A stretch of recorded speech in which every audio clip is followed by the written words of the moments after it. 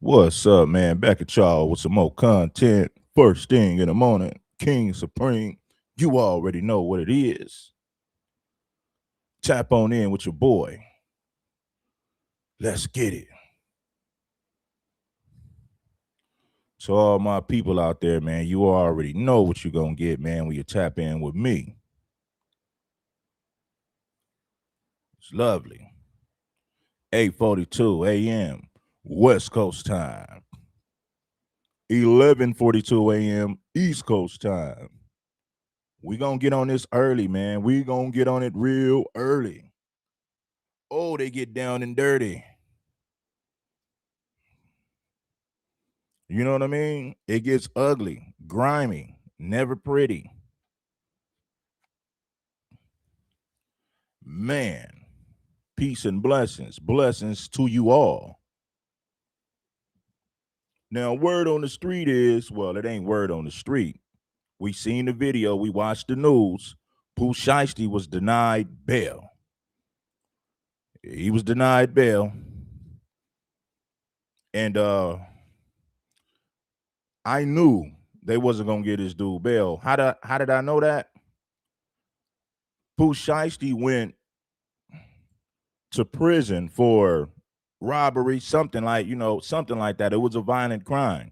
So when you come back to jail on a similar charge, especially when you're dealing with the feds, there's gonna be no bail. Nah, not when you got priors like that, right?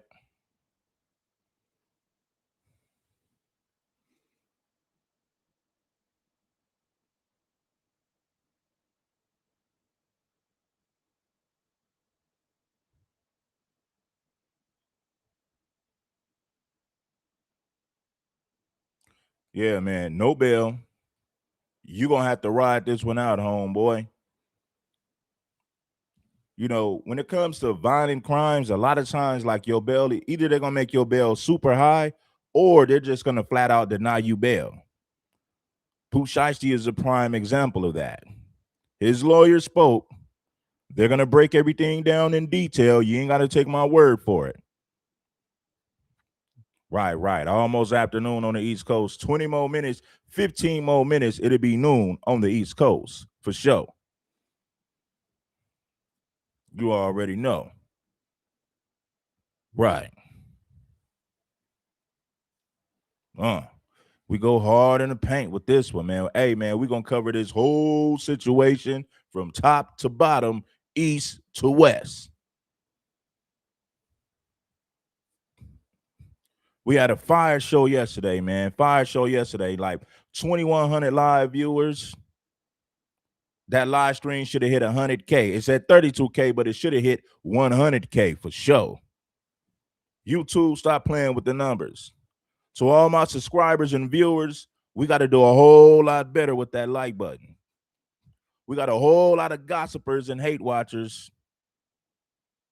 You know what I'm saying? But hey, man, we're gonna dive into the situation. Rise and shine, my homies. Shout out to Frankie Mac. You already know we back at it, homie. We ain't never left. We right back at it. You know?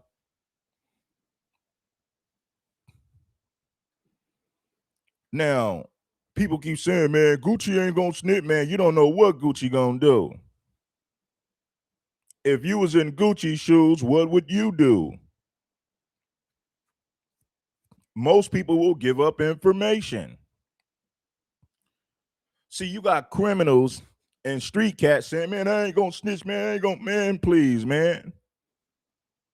You got dudes in the streets with no money who will snitch and ain't even and they're not even at the risk of losing money.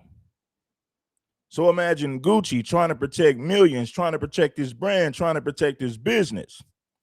Gucci man got a whole lot to lose, not just his street credibility. You feel me? Royalty, man, in the place to be. Tap on in with your boy, man. Let's dive into the conversation. Right? Hold on one second. Let me fix this. I think that's a little better right there, man. We're gonna make some adjustments to the lighting, and we're gonna dive in. FBA Hustle NY. Shout out to the real FBA people who rock with me, man. You want some street content? You want some balance content? You come to King Supreme, man. You in the right place to be. Right? Like, share, and subscribe to the channel. Elevate to my level. We're going to dive right into the conversation. You already know. It's wonderful. It's real. Who told these young boys they was going to get away with this crime? Who convinced these boys that somehow they was going to get away with this?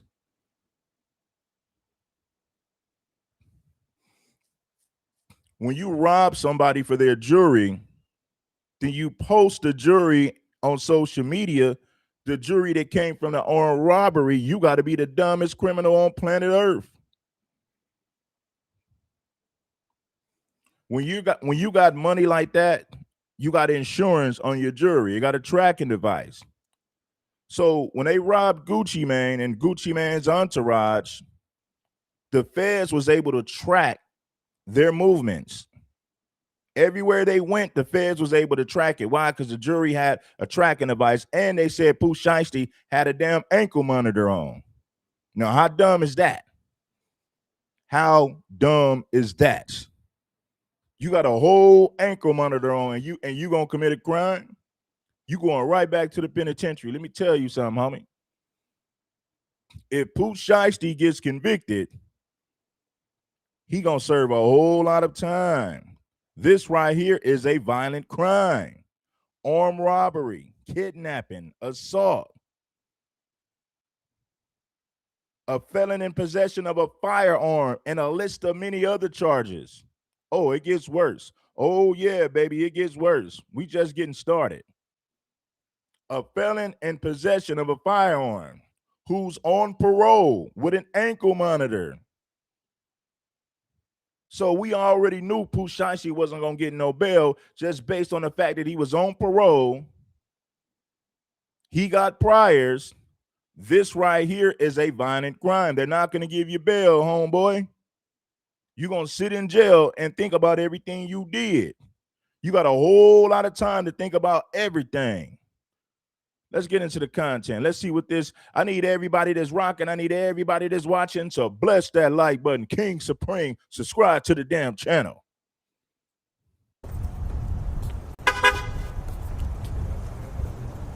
You tell me when you guys are ready. Ready? Pooh Shiesty lawyers, man. Listen, homeboy, this is Pooh Shiesty's lawyers. They're going to give us an update on the case, man. Hey, man, we're going to stay solid with it. Yes, that's all.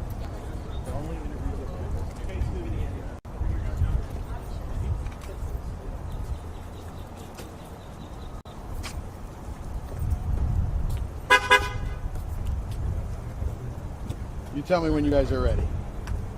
Ready? Would you say your name first real quick? Yeah, Bradford Cohen, C-O-H-E-N, Sam Zengane, and John Helms. And any questions, just look straight in the middle. Yeah, you got it. Thank you. So we had a bond hearing today and a PC hearing today. I think that the relevant things that were said today that I thought were fascinating were that it took 3 months to build a case. And I think the reason for that was because the statements that were given on the evening that this occurred were very questionable.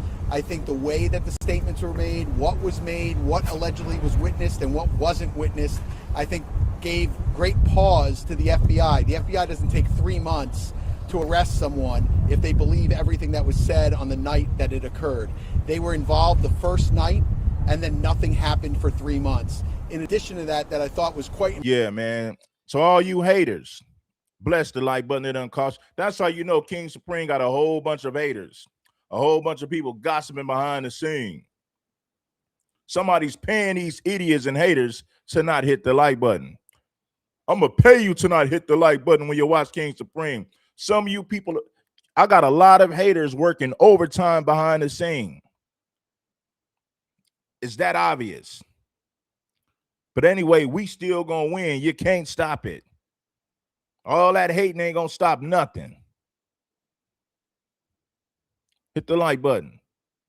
Embarrassing was that an FBI agent says they don't have the resources to keep their eye on an individual. This is allegedly an individual that committed a crime that they then didn't watch to see if the guns were present, if the jewelry was. You can hit the Cash App, man. I prefer people to hit the Cash App, but if you want to bless the Super Chat, I appreciate you, man. I appreciate everybody that blessed the like button.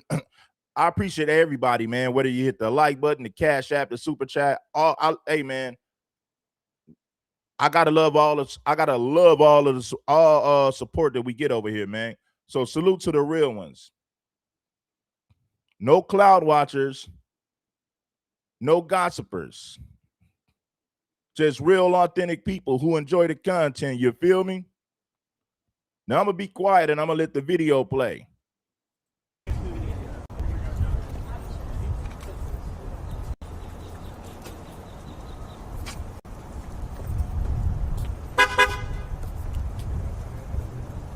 You tell me when you guys are ready. Ready? Would you say your name first real quick? Yeah, Bradford Cohen, C-O-H-E-N, Sam Zengane, and John Helms. And any questions, just look straightening up. Yeah, you got it. Thank you. So we had a bond hearing today and a PC hearing today. I think that the relevant things that were said today that I thought were fascinating were that it took 3 months to build a case. And I think the reason for that was because the statements that were given on the evening that this occurred were very questionable. I think the way that the statements were made, what was made, what allegedly was witnessed and what wasn't witnessed, I think gave great pause to the FBI. The FBI doesn't take 3 months to arrest someone if they believe everything that was said on the night that it occurred. They were involved the first night and then nothing happened for 3 months. In addition to that I thought was quite embarrassing was that an FBI agent says they don't have the resources to keep their eye on an individual. This is allegedly an individual that committed a crime that they then didn't watch to see if the guns were present, if the jewelry was present. And what didn't we hear today? What we didn't hear today is there is no contract, this mystery contract. They have no contract. They have no video of this alleged signing of a contract. They have no guns. They have no jewelry. They have none of that physical evidence. What they have is they have allegedly 5 individuals, one of them being a very well-known individual that is allegedly cooperating with the government and making these allegations against my client and many more. I'm going to take like 1 or 2 questions and then we're going to scoot. You're essentially arguing they've got only a he said kind of case, no evidence.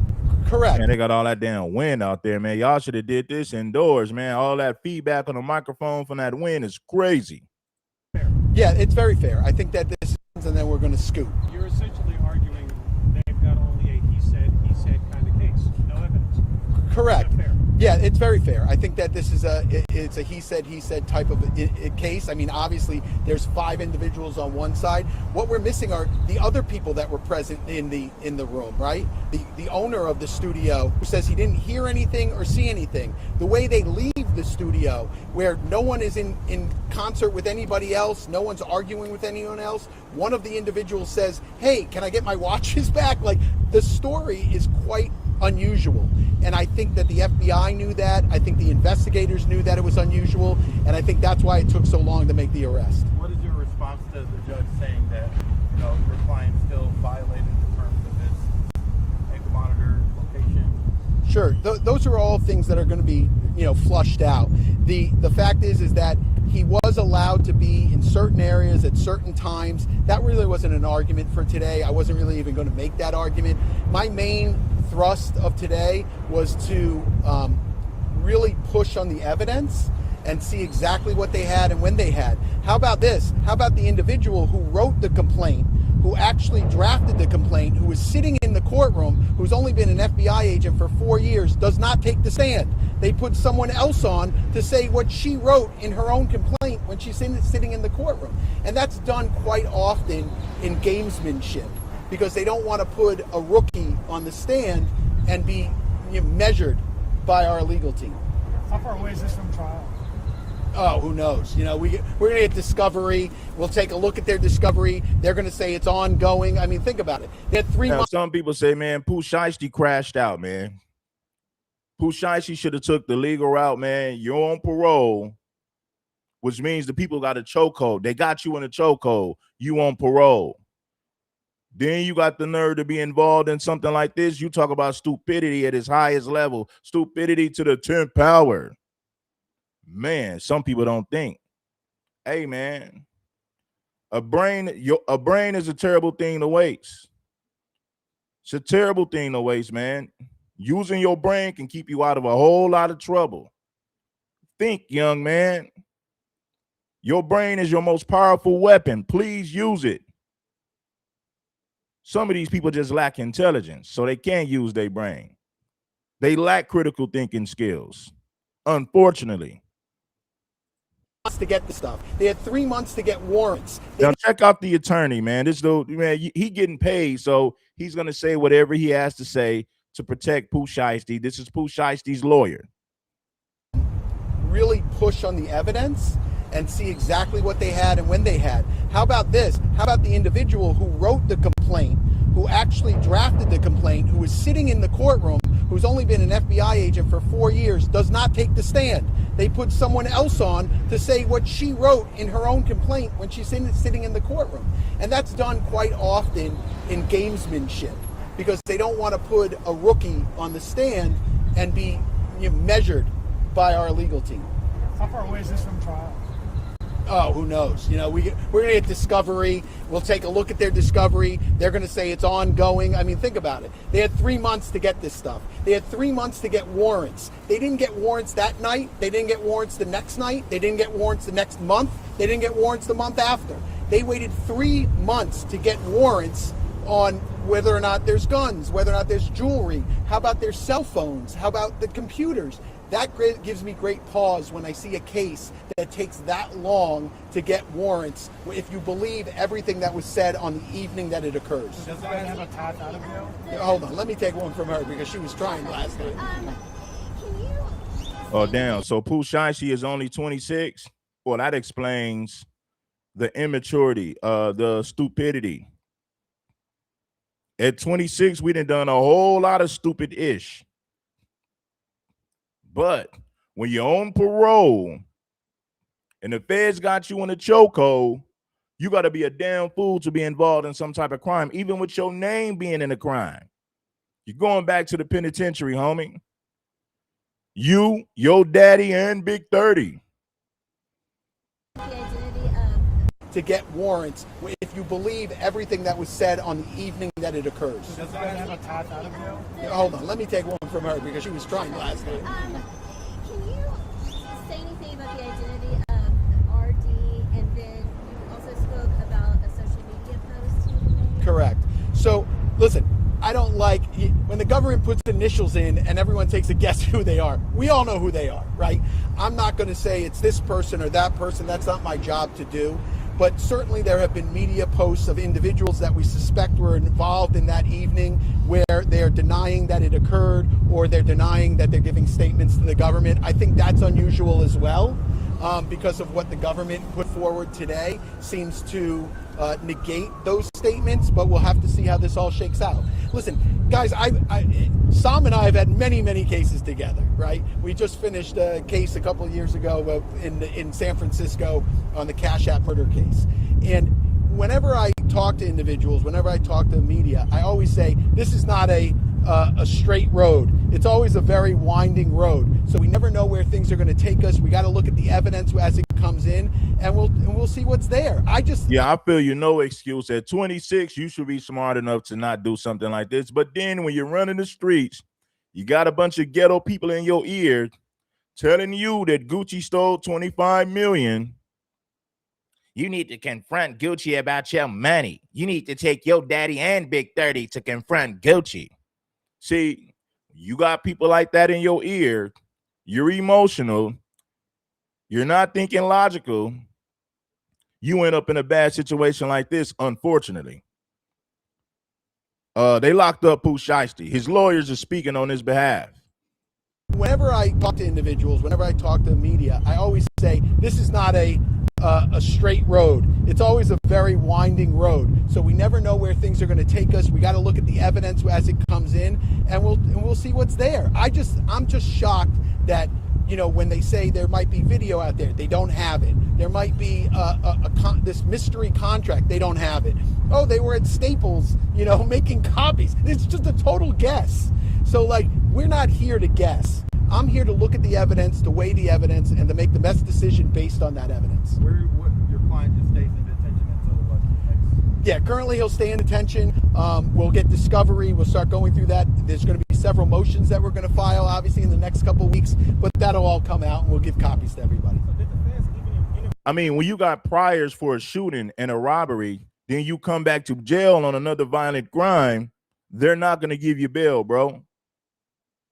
It's more beneficial for those people to keep you in jail while you wait for everything to unfold.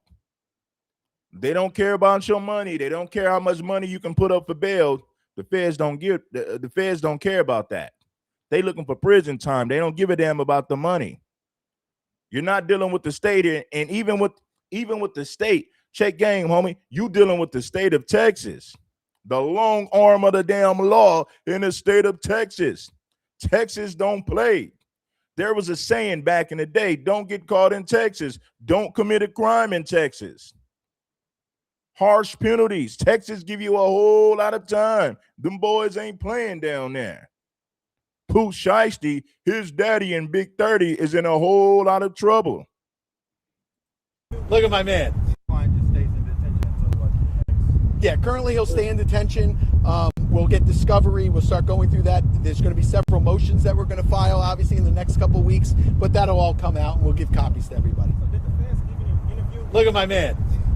Did the feds even interview any of the people yet? Any of the alleged victims? So my understanding is the FBI has, over the past 3 or 4 months, has interviewed none of the alleged victims, and allegedly they all have future dates to give statements. But I have no idea if that's true. We're basing it on what the agent said on the stand, that each one of those witnesses from that evening is going to appear and give a statement to the federal authorities. So RD never made a statement as of now?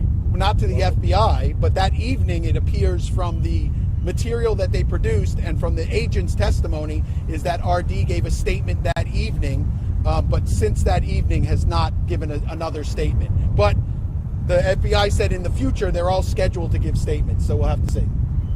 All right? Thank you, guys. I was on the grind last night researching content. I received this. That's my boy, old shorty Duke Jackson, man. That's my boy. A federal judge ordered Memphis rapper Lontrell Williams Jr., who goes by Pooh Shiesty, to stay in custody after federal officials brought kidnapping and robbery charges against him. Fox 4 Stephen. So listen, man, there was a court order to keep Pooh Shiesty in jail, no bail. They want him to suffer, right? You commit this violent crime, and then people say, man, Gucci ain't gonna snitch. How do you know Gucci ain't gonna snitch? Show me the evidence that Gucci ain't gonna snitch. I'm not even mad at Gucci if he did, because Gucci's a grown man. Gucci got to do what's best for him. Gucci got to think about his business. He got to think about his investments. He got to think about his brand. Gucci got a whole lot to lose. So you got all these street cats saying, man, I wouldn't do this bad. I wouldn't do that bad. You know what I'm saying? Man, you don't know what you would do. Once you elevate to that tax bracket, you speaking from a broke, you guys are speaking from a broke perspective. You don't know what it's like to have millions at stake, to sit up there and just watch it walk away. Some youngster you signed, you took him out of poverty. Gucci took Pooh Shiesty out of poverty. Pooh Shiesty's in a position to feed his family. Then he turns around and robbed Gucci because allegedly Gucci stole $25 million. Now, I don't know if it's true or not. That's word on the streets. That's what people are saying. I don't believe that Pooh Shiesty generated $25 million when he was in prison. I don't believe that. You need to show me the proof. Hit the like button, man. We're going to get down to the truth. A federal judge ordered Memphis rapper Lontrell Williams Jr., who goes by Pooh Shiesty, to stay in custody after federal officials brought kidnapping and robbery charges against him. Fox 4 Stephen Dial was in the courtroom today. He is outside tonight with more details on what happened. Stephen? Steve, I sat directly behind Lontrell Williams Jr., who you guys said goes by the rap name Pooh Shiesty, for the entire hearing in the very small, tightly packed courtroom. And after back and forth from the prosecution and the defense, the federal judge said that she found probable cause in the alleged kidnapping and robbery charges that Williams Jr. faces and involving Atlanta rapper Gucci Mane.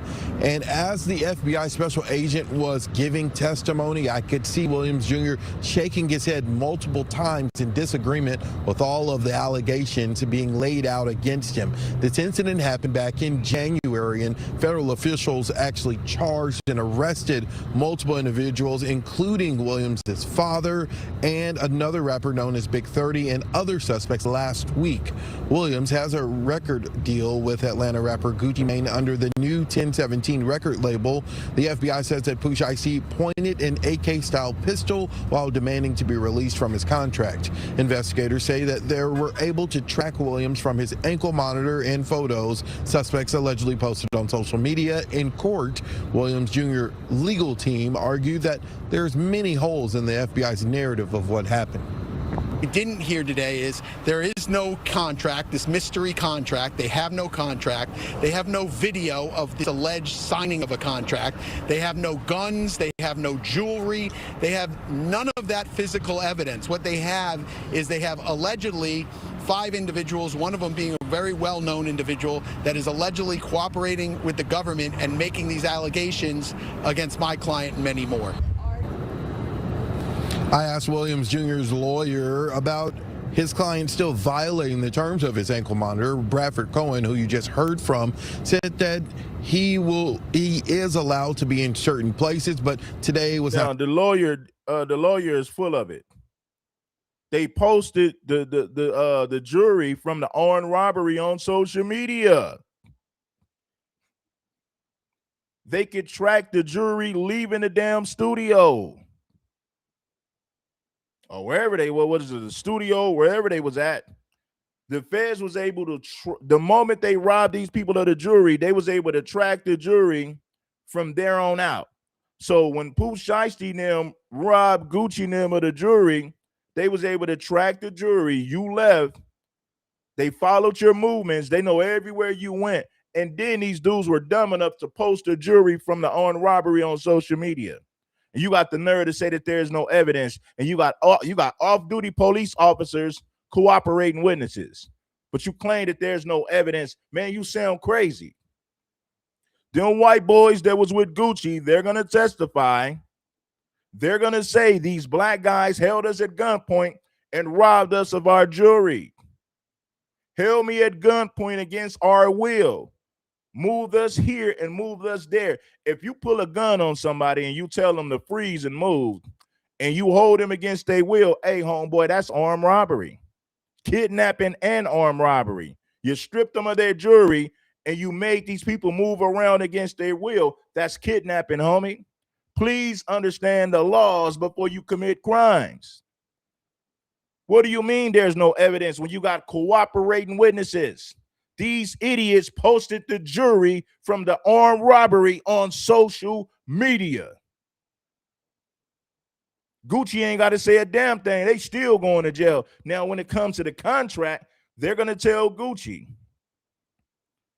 if you want to protect your contract, you got to testify and say this man held you at gunpoint and made you sign that contract. If you don't snitch, Gucci, Pooh Shiesty walks away. He gets out of that contract.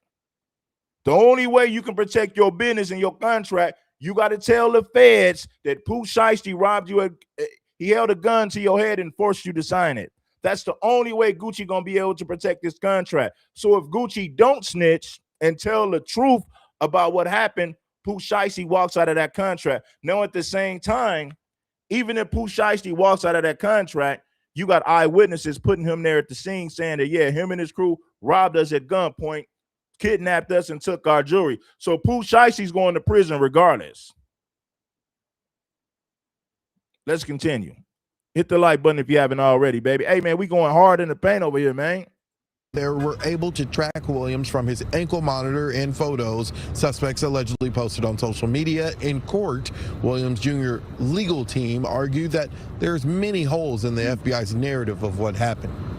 We didn't hear today is there is no contract, this mystery contract. They have no contract. They have no video of this alleged signing of a contract. They have no guns. They have no jewelry. They have none of that physical evidence. What they have is they have allegedly 5 individuals, one of them being a very well-known individual that is allegedly cooperating with the government and making these allegations against my client and many more.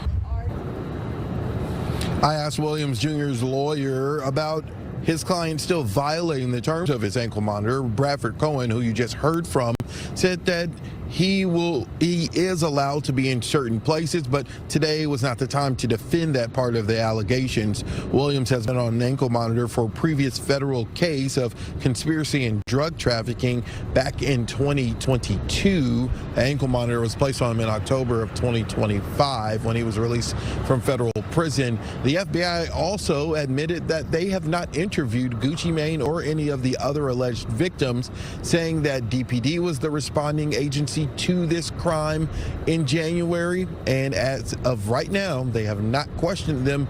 They said they'll talk to them at a later date. Man, hit that like, man. You already know. Hey, man, hit that like button, man. You know it ain't nothing. Hit the like button. Big 30. You talking about Big 30? Are you worried? What about Big 30? I don't know. You got them little thoughts right there, man. I covered that, man. I covered that there, man. Oh, yeah. Giving you the real. The truth is a bitter pill. No. My boy. See, this is what Pooh Shiesty just called in from the feds after getting locked up for taking down Gucci Mane, his goofy snitch. This is what they're gonna do, y'all. Let me tell you something. Bless the like button. They're gonna come at Big 30 and they're like, hey man, listen, homeboy, let us know what was going on, man. You know what I'm saying? You know what I'm saying? We cut a deal, man. Maybe get you some more time, get you cut some time off your sentence, and maybe we're gonna work something out. Hey man, check this. And then one of the dudes is saying, like, hey man, you know what I'm saying? Hey, what's that, man? Hey, man, I ain't nothing to do with that, man. They like, listen, man, if you don't tell, you're looking at 30. Big 30, if you don't tell, you're looking at 30. Big 30, oh man, I ain't nothing to do with that, man. You know what I'm saying? I ain't nothing to do with that, man. I was at home, man. I ain't do nothing. How much time I'm gonna get? Am I looking like 1 to 2 years? What is it looking like? They like, well, Big 30, unfortunately, your name is Big 30, right? Yeah, man, I'm big dog. Yeah, I'm Big 30. Well, let me tell you something, Big 30. You're looking at 30. How old are you? Man, I'm 27. Okay, you get out of prison when you 50. You're looking at 30. You'll get out of the penitentiary when you 50. Oh, man, no, man, ain't no snitch, man. Oh, no, man, ain't no snitch, man. We got a bunch of people in custody who talk about we ain't no snitch. The Gambino family, the Italian mafia even snitched when they was looking at 50 in the penitentiary. Your name is Big 30. Yeah, man, I'm Big 30. I'm big homie. Oh, yeah, I'm big homie. Yeah, I'm Big 30. Okay, let me tell you something, Big 30. You're looking at 30 in the penitentiary. You looking at 30. You'll get out of the penitentiary when you 60. Oh, no, man, ain't no snitch, man. No, man. Plenty of gangsters and killers have snitched once they was looking at 30 in the penitentiary. I don't want to hear that. You tell us what happened. We cut a deal. Give us the information. If not, you're looking at 30 in the penitentiary. You'll come home at 60. Oh, no, man, ain't no snitch, man. Nah, man, we don't want to hear that. Sign a contract. Give us information. If not, you're looking at 30. You'll come home at 60. We ain't playing no games with you, man. Hit the like button if you haven't already. See, I don't care how much of a killer you claim to be. I don't care how much of a gangster you claim to be. Once it gets to the point to where you're looking at 30 in a penitentiary, that changes the whole story. All that no snitching, homeboy. Nah, man, that goes out of the window. Once you start looking at 30, you're looking at 20. You think about coming home at 50. You think about coming home at 60. Oh, no, man, I ain't no snitch, man. Oh, no, man. Snitch ass out. But before we get into what he had to January 10th, 2026, a Saturday afternoon in Dallas, Texas, Gucci Mane, one of the founding fathers of trap music, a man who built an empire from nothing, a man who has been to federal prison himself and came back stronger, flies into Dallas for what he thinks is a business meeting, a sit down, a conversation about a recording contract, professional, legitimate. That's what he was told. He walked into a studio and 9 men were waiting for him. What happened inside that studio over the next hour is one of the most documented, most evidence-heavy, most completely captured by the feds, by surveillance cameras, by the suspect's own social media, armed robberies and kidnappings in the history of this industry. Gucci Mane was held at gunpoint. His wedding ring was taken off his finger. One of his associates was choked to the point of nearly losing consciousness. And the man behind all of it, his own signed artist, Pooh Shiesty, fresh out of federal prison, wearing an ankle monitor, with Big 30 standing at the door making sure nobody could escape. And here's the part that just took this whole story to another level entirely. Federal documents suggest that Gucci Mane identified his attackers to investigators. He cooperated. He told the feds exactly who walked into that studio, and 50 Cent, who never misses a chance. They're saying that Gucci already gave a statement. Gucci told already. He said who robbed him, because they said, Gucci, if you don't tell, you're going to lose everything. That young boy's going to walk out of the contract. You're going to lose millions. Tell us what happened. Who was there? Who was involved? Was it Pooh Shiesty and Big 30? If you don't tell us, you're going to lose millions of dollars, Gucci. Tell us who robbed you. Tell us who had you at gunpoint. Was it Pooh Shiesty and his daddy? Pooh Shiesty, his daddy, and Big 30. Let us know. Give us the information. Oh, no, man, I won't snitch, man. If you don't snitch, you lose millions. This young boy walks out of the contract. I don't want to hear that. I ain't snitching. Oh, man, I don't want to hear that.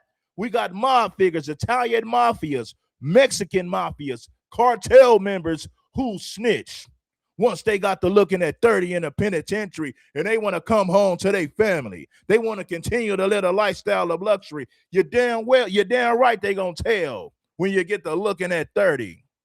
All that no snitching, all that no talking to the police, that goes out of the window once you get to looking at 20, once you get to looking at 30 in the penitentiary.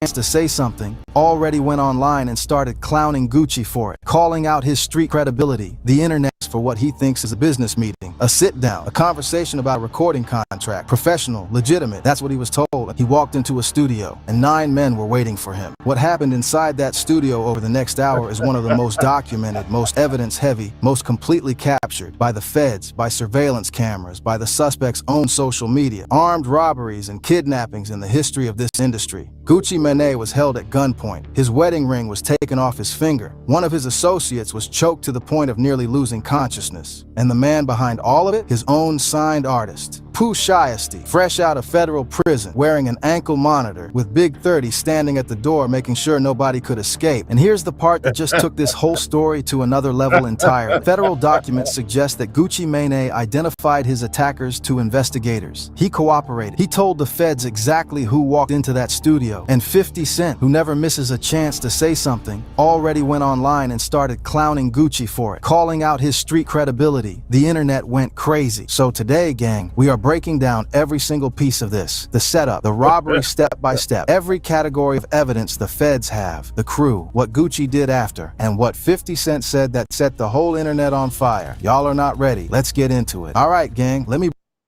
Yeah, we need to get some people to support this show. This is some hot content. I'm giving you fire. I know a lot of you people that hating behind the scenes. A lot of you haters are working overtime behind the scenes. I get it. I look at the support. I look at what's going on. I get it. I'm too intelligent to not see it. We got a whole lot of gossipers and hate watchers. But shout out to my real supporters. Let's get back to the content. break it down for you from the beginning because some of y'all might not know the full picture here. Lontrell Williams Jr., born in Memphis, Tennessee, goes by Pooh Shiesty. Now, if you were plugged in around 2021, you know this man was on fire. His debut mixtape Shiesty Season dropped and hit number 12 on the Billboard Hot 100. Number 12. In the middle of the pandemic, this man came out of nowhere and took over. The streets loved him, the industry loved him, and most importantly, Gucci Mane loved him. See, Pooh Shiesty signed with Gucci Mane's label 1017 Records back in 2020. And at first, everything looked good. Gucci believed in him, put him on records, gave him features. The mixtape got a feature from Gucci himself. It had features from Big 30, his Day One, his Memphis brother. These two were a package deal. Wherever Pooh Shiesty went, Big 30 was right there. But here's where it gets crazy. In 2022, you already know what to do.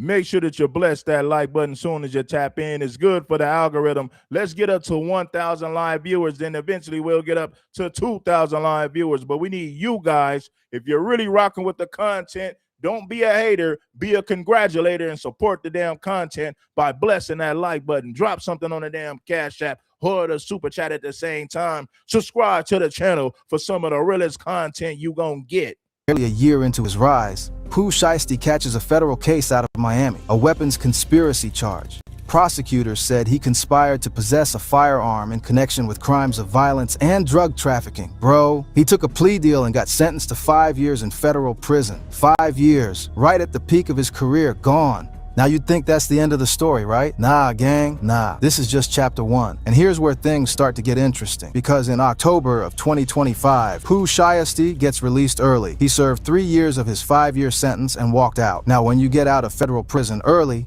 they don't just let you roam free. They put you on home detention. You wear an ankle monitor. You can't leave your designated area without permission. You definitely cannot possess a firearm. These are the conditions. So he's home, he's on the monitor, he's rebuilding, but here's what nobody was talking about. His contract with 1017 Records was still active, and apparently Pooh Shiesty was not happy with the terms. He felt like the deal was bad. He wanted out. He wanted his freedom, his music freedom, the same way he just got his personal freedom back. Now, most artists in this situation, they hire a lawyer. They negotiate. They go through the proper channels. Maybe they go public about it. Maybe they take it to court. But y'all already know how this man moved. Pooh Shiesty is not most artists. So what did he do? He called a meeting. And not just any meeting. He called Gucci Mane. He said Gucci. They convinced Pooh Shiesty that Gucci robbed him for 25 M's. Gucci didn't give him a penny. Gucci kept all the money, allegedly. Now, I don't believe that Pooh Shiesty accumulated 25 million when he was in prison. I don't believe that. You got to show me the proof. I don't give a damn about what people are saying. You got to bring the proof.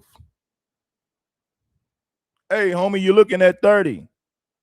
Give us the information. You can get out of the penitentiary in 5 years. Oh, no, man, don't snitch, man. I don't give a damn about what you saying, homeboy. We got mafia people. The Italian mob, Italian mafia, Irish mafia, Mexican mafia. A whole lot of people snitch once they start looking at 30 or 20 in a penitentiary. I don't give a damn how tough you think you are, how gangster you feel like you can get. Give us some information and maybe you can come home in 5 years. If not, you're looking at 30 in a penitentiary, hard prison time, 23-hour lockdown, fool. Oh, no, man, don't snitch, man. No, man. No, I can't tell you, don't snitch, man.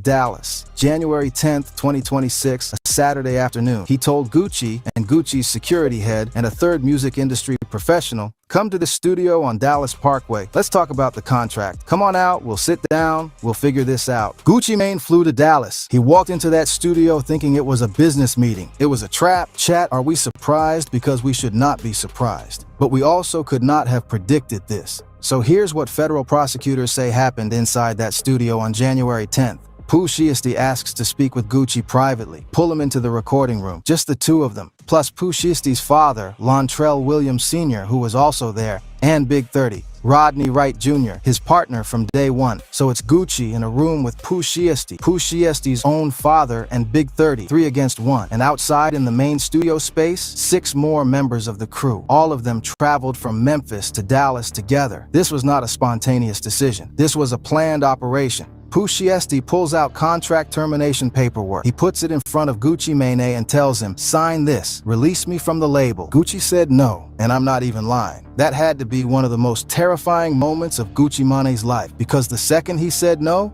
Pooh Shiesty pulled out an AK-style pistol and he pointed it at the man who made him sign the contract, or else. Gucci signed it. But they didn't stop there. That's what makes this insane. It wasn't just about the contract. Sign the contract, Gucci. Yeah. Here go Pooh Shiesty. They got the AK at Gucci. Sign the contract. Yeah, sign it. We're going to end it right now. We ready to end it right now. Sign the contract, Gucci. And Gucci, oh, man, don't kill me, man. Don't kill me, man. I'll sign the contract, man. Take the pen and sign the contract. Got the Draco on Gucci. Sign it right here. Sign it right now. You don't sign it right now, we're going to end it for you. It's going to be over, Gucci. It's going to be bad for you. Sign the contract, Gucci. So Gucci, fearing for his life, takes the pen and signs a contract. Pooh Shiesty got him at gunpoint. Gucci is begging for his life. Don't do it, Shiesty. I got love for you. I treated you. Man, I don't care about being your son. You stole 25 M's from me. So they got Dracos on Gucci, telling Gucci if he don't sign the contract, it's going to get ugly. It's going to get bad for you. So out of fear, what do you think Gucci did? He signed the contract. Straight up like that. Sign it right now. Yeah, sign the contract. It's going to get bad for you. They got Dracos on Gucci. Gucci don't know what to do. Gucci is in fear of his life, so you're damn right.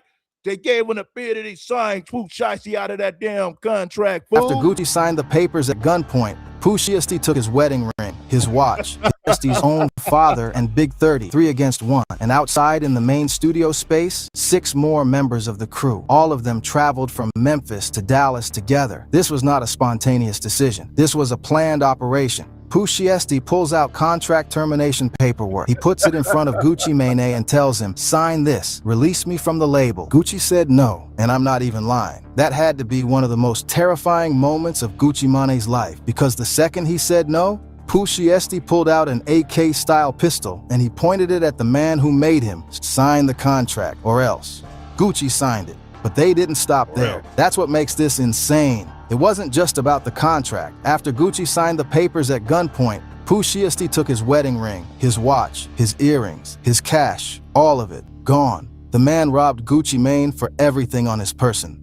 Meanwhile, outside that room, the 6 other crew members pulled their weapons on the 2 remaining victims. One victim got pushed onto the studio couch and had his wallet and jewelry snatched. The other one got choked from behind to the point of nearly losing consciousness, nearly blacked out, and then got robbed of a Rolex watch, a Louis Vuitton bag, Apple AirPods, and everything else he had on him. And Big 30 stood at the studio door, blocked it with his body so nobody could escape. These men couldn't get out. They were trapped in that room while the robbery went down. Prosecutors say at one point the victims actually believed they were about to be executed. They thought they were going to die in that studio. Oh my God. I'm sorry, but oh my God. These are grown men who flew to Dallas for a business meeting and almost didn't make it out. Eventually, after they took everything, they told the victims to leave, walked them out. The whole crew dipped. And that's when the biggest mistake of the whole operation happened. Gang, I need y'all to understand something, because this isn't just a robbery case where they have 1 or 2 pieces of evidence. Prosecutors came to this case loaded, and a lot of it, and I mean a lot of it, came from things these men did themselves. Let me break it down. Number 1, the ankle monitor. Bro.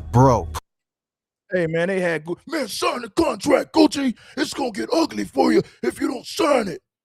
They got Dracos on Gucci. They're yelling, they're fussing. Gucci is in fear of his life. They're telling Gucci we can end it right now. We can end it right now. Sign the contract. Give Gucci the pen. Sign it right now. Sign it. And Gucci like, oh, here go Gucci with the pen, y'all. Look. Gucci up here like, sign it. Sign it right now. Sign it. It's going to be bad for you. It's going to get ugly if you don't sign it. Sign it, fool. Gucci got Dracos pointed at him from every angle, from this angle, for this angle. They got Dracos in Gucci. Sign it, fool. It's going to get ugly if you don't sign it now. And what do you think Gucci did? In fear of his life, Gucci took the pen. Hell yeah, he signed the contract. Gucci was in fear of his life. You got Dracos pointed at you from every angle. You're damn right Gucci signed that damn contract in fear of his damn life. Shit. Big 30. Pooh Shiesty was on home detention. He was wearing a federal ankle monitor at the time of this robbery. Every single day, after they took everything, they told the victims to leave, walked them out. The whole crew dipped. And that's when the biggest mistake of the whole operation happened. Gang, I need y'all to understand something, because this isn't just a robbery case where they have 1 or 2 pieces of evidence. Prosecutors came to this case loaded, and a lot of it, and I mean a lot of it, came from things these men did themselves. Let me break it down. Number 1, the ankle monitor. Bro, Pooh Shiesty was on home detention. He was wearing a federal ankle monitor at the time of this robbery. Every single location he visited was being logged. The feds pulled that data and it placed him at the studio at the exact time the robbery happened. He was supposed to be home. He was in Dallas with an AK and the monitor told on him. That's actually insane. That is genuinely one of the most self-destructive things I have ever heard in my life. What if I told you that the bracelet he was already wearing for his last gun case is what helped lock him up for this gun case? No cap, that's the reality. Number 2, the license plate readers. Dallas has cameras everywhere, and the license plate readers on the highway caught multiple defendants traveling together from Memphis to Dallas in the days before the robbery. They documented the whole road trip. The feds had the timeline of their entire journey. Number 3, the rental cars. Pooh Shiesty's father, Lontrell Williams Sr., rented the vehicles the crew used. His name was on the paperwork. A 2020. So he rented the vehicles. What a damn dummy. You rented the vehicles that was used in the crime. Hell no, he ain't getting no bail. Hell no, he ain't gonna get out of jail. You rented the vehicles that was used in the damn crime. Man, please. Dodge Charger Hellcat was registered to him. 2 additional rental cars were also in his name. His own dad drove the getaway situation and left a paper trail doing it. Number 4, the hotel. After the robbery on January 10th, the crew checked into a hotel in Dallas. Surveillance cameras caught them there. Cell phone records placed them in the building. They didn't even leave the city that night. Number 5, the Staples receipt. This one right here. Chat, are y'all seeing this? Pooh Shiesty's father, hours before the robbery, went to a Staples office supply store. Prosecutors believe the contract termination paperwork that Pooh Shiesty forced Gucci to sign at gunpoint was printed at that Staples. They had the papers ready. They planned every detail. This was premeditated from jump. Number 6, fingerprints. You know what was left behind in that? See, they have the evidence to prove that these guys crossed state lines to commit this crime. Pooh Shiesty's daddy rented the vehicles that was used in the armed robbery, in the assault, in the kidnapping. They got proof, bro. And they posted the jury from the armed robbery. They got a whole lot of evidence on these studio, dudes. Red plastic cups. The crew was in that studio chilling while they waited, and they left cups behind the getaway situation and left a paper trail doing it. Number 4, the hotel. After the robbery on January 10th, the crew checked into a hotel in Dallas. Surveillance cameras caught them there. Cell phone records placed them in the building. They didn't even leave the city that night. Number 5, the Staples receipt. This one right here. Chat, are y'all seeing this? Pooh Shiesty's father, hours before the robbery, went to a Staples office supply store. Prosecutors believe the contract termination paperwork that Pooh Shiesty forced Gucci to sign at gunpoint was printed at that Staples. They had the papers ready. They planned every detail. This was premeditated from jump. Number 6, fingerprints. You know what was left behind in that studio? Red plastic cups. The crew was in that studio chilling while they waited, and they left cups behind. Forensics pulled latent fingerprints off those cups and matched them to multiple defendants. Red cups snitched on them. Number 7, social media. Y'all are not ready for this one. See, listen, man, you know them red cups when everybody's sipping, everybody drinking. Listen, man, they talking about these red cups right here, man. Let me show y'all something. Make sure you bless the like button. So all you gossipers and hate watchers, bless the like button. This is some of the realest content you're going to get on the damn internet. You talking about this red cup right here, man. You left red cups behind. They got DNA evidence. They got surveillance. They got cooperating witnesses to prove that you were there. And to take it a step further, these idiots posted the jury from the armed robbery on social media. They're dumb. You're going to prison. There's no way you're going to get up out of this. You got surveillance, cooperating witnesses. They got tracking devices on the jury. They tracked your movement once you left the studio. The feds know everything. What was left behind in that studio? Red plastic cups.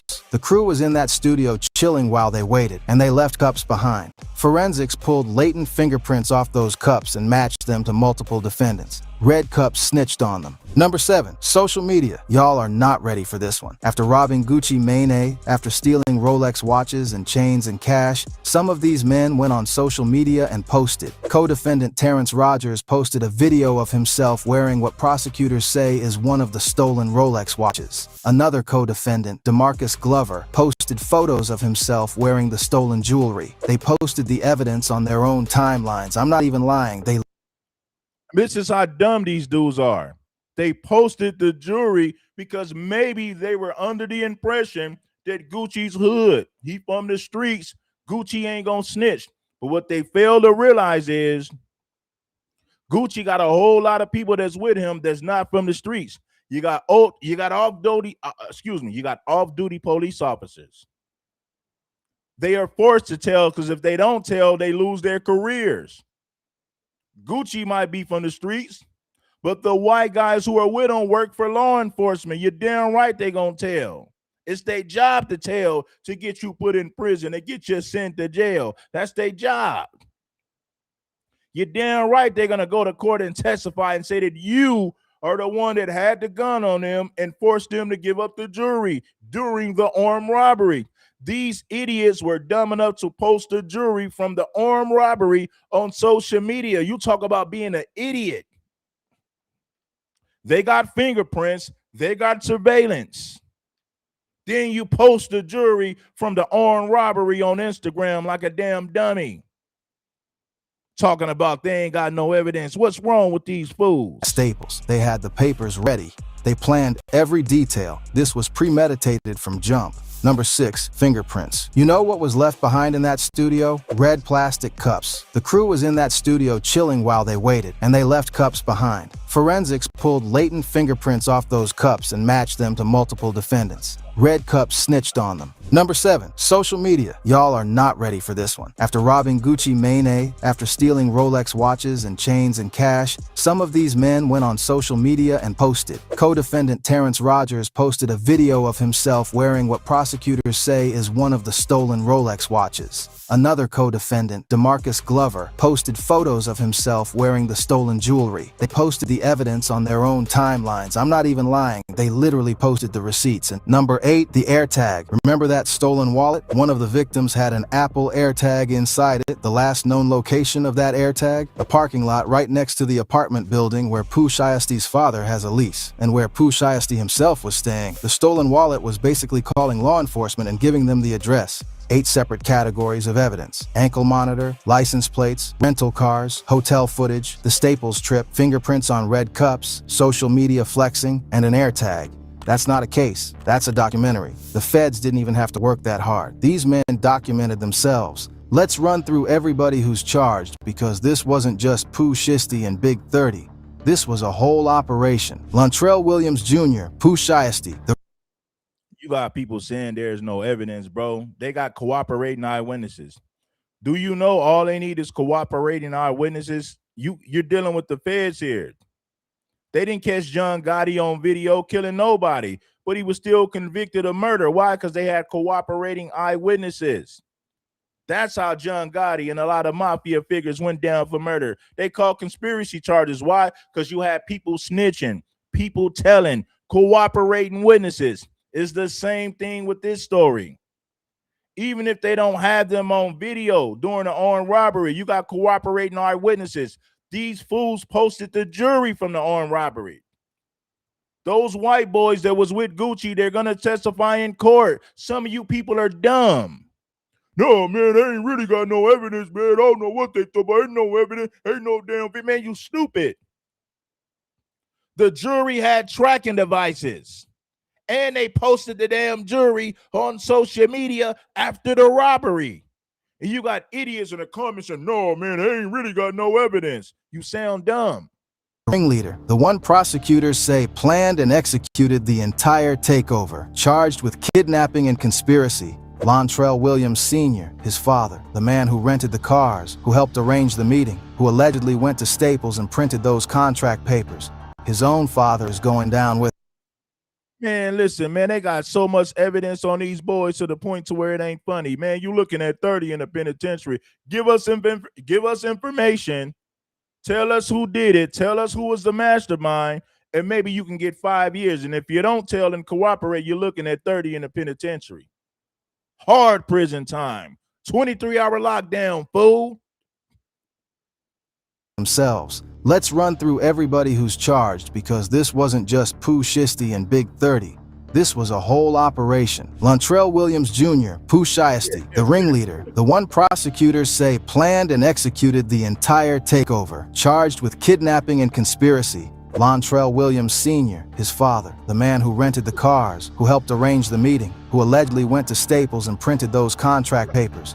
His own father is going down with him. Rodney Wright Jr., Big 30, one of the hottest Memphis drill rappers out, the man who blocked the studio door, charged with kidnapping and conspiracy. Then you have Kadarius Waters, Terrence Rogers, the one who posted the Rolex on social media, Demarion Gibson, DeMarcus Glover, who posted the jewelry photos, Corday Johnson, and Darian McDaniel. 8 arrests made in Dallas and Memphis. 1 suspect still being searched for at the time of the announcement. 9 people total, all facing federal kidnapping charges. And if convicted, every single one of them is looking at a maximum sentence of life in federal prison. Life in federal prison for a contract dispute that started because Pooh Shiesty didn't like his record deal. Now gang, I need y'all to sit with this for a second, because the irony here is something else. Pooh Shiesty just got out of prison in October 2025. He served 3 years for a gun crime. He had just gotten his life back. He was free. He had Big 30 still out here moving. He had music fans waiting on him. He had a whole second act ahead of him. Think about what that second act could have looked like.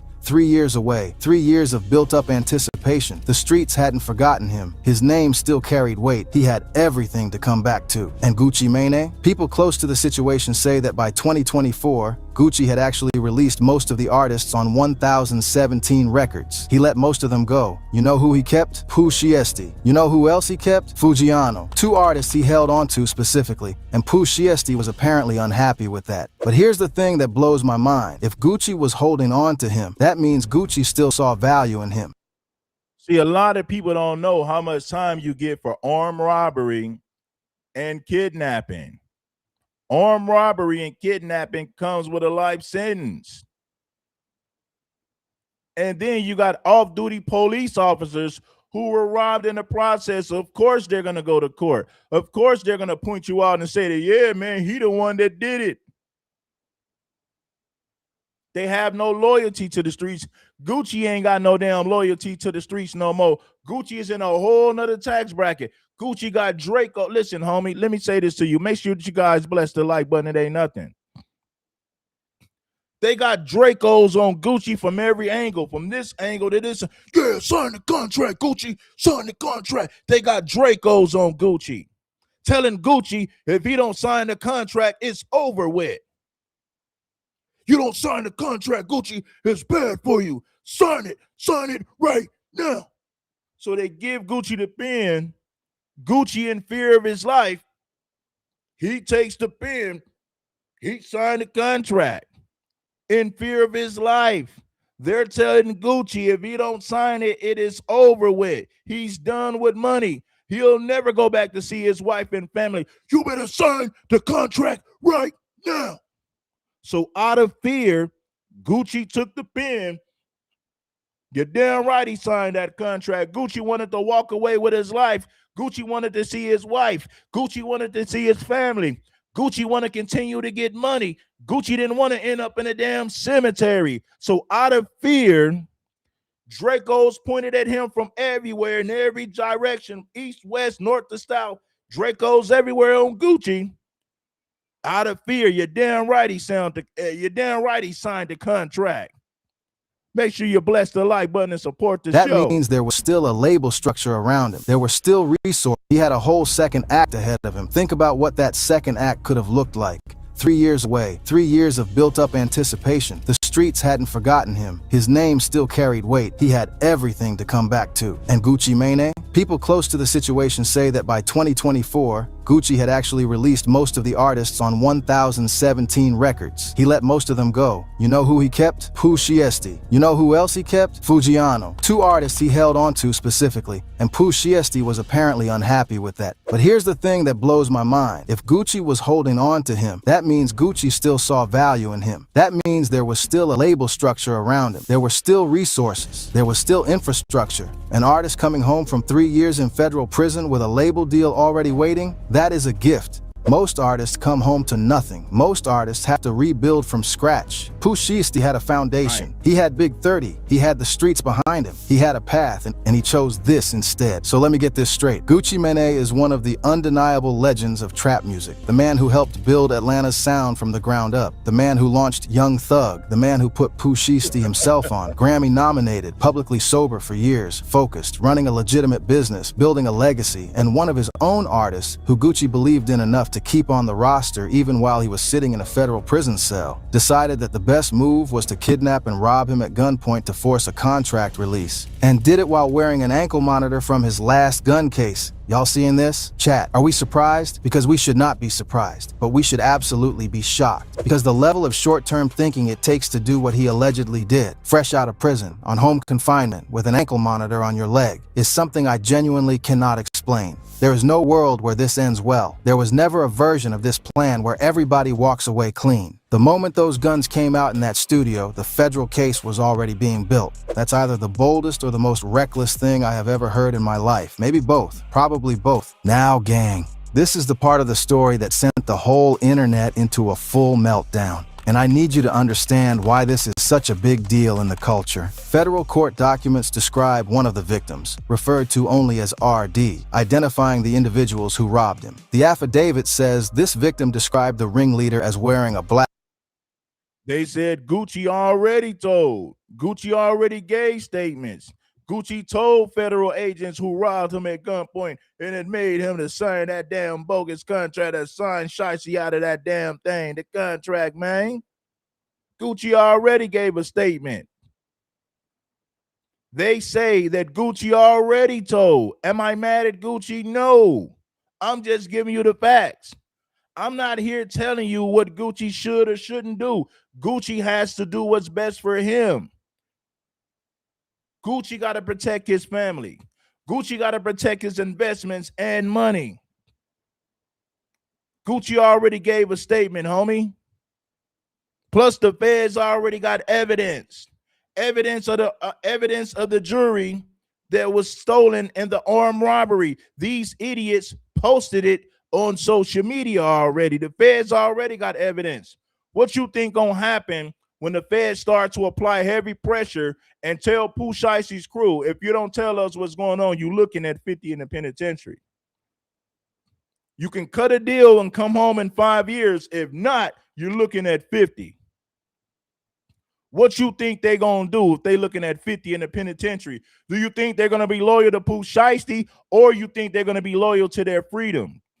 Coming home to get more money, coming home to be with their kids and family, or you think they're gonna be loyal to Pooh Shiesty if they're looking at 50 years in a penitentiary? You got to be a fool if you don't know the damn answer to that. Ain't nobody that loyal. You think you're gonna sit up there and do 50 in a penitentiary for Pooh Shiesty? And the feds are telling them, if you tell us what happened, who's the ringleader, who planned it, give us some information, you come home in 5 years. If not, you'll come home when you're 60 years old. And your kids gonna have kids by the time your old ass come on. You'll be 60 by the time you get out the damn penitentiary. Hey man, them folks ain't playing with you. Nike Shiesty thinking it takes to do what he allegedly did, fresh out of prison, on home confinement, with an ankle monitor on your leg, is something I genuinely cannot explain. There is no world where this ends well. There was never a version of this plan where everybody walks away clean. The moment those guns came out in that studio, the federal case was already being built. That's either the boldest or the most reckless thing I have ever heard in my life. Maybe both. Probably both. Now, gang, this is the part of the story that sent the whole internet into a full meltdown. And I need you to understand why this is such a big deal in the culture. Federal court documents describe one of the victims, referred to only as RD, identifying the individuals who robbed him. The affidavit says this victim described the ringleader as wearing a black Nike Shiesty mask and black clothing during the robbery. And this same victim identified Pooh Shiesty by his Instagram handle. He pointed the feds directly to the account. RD is Radrick Davis. That is Gucci Mane's legal name.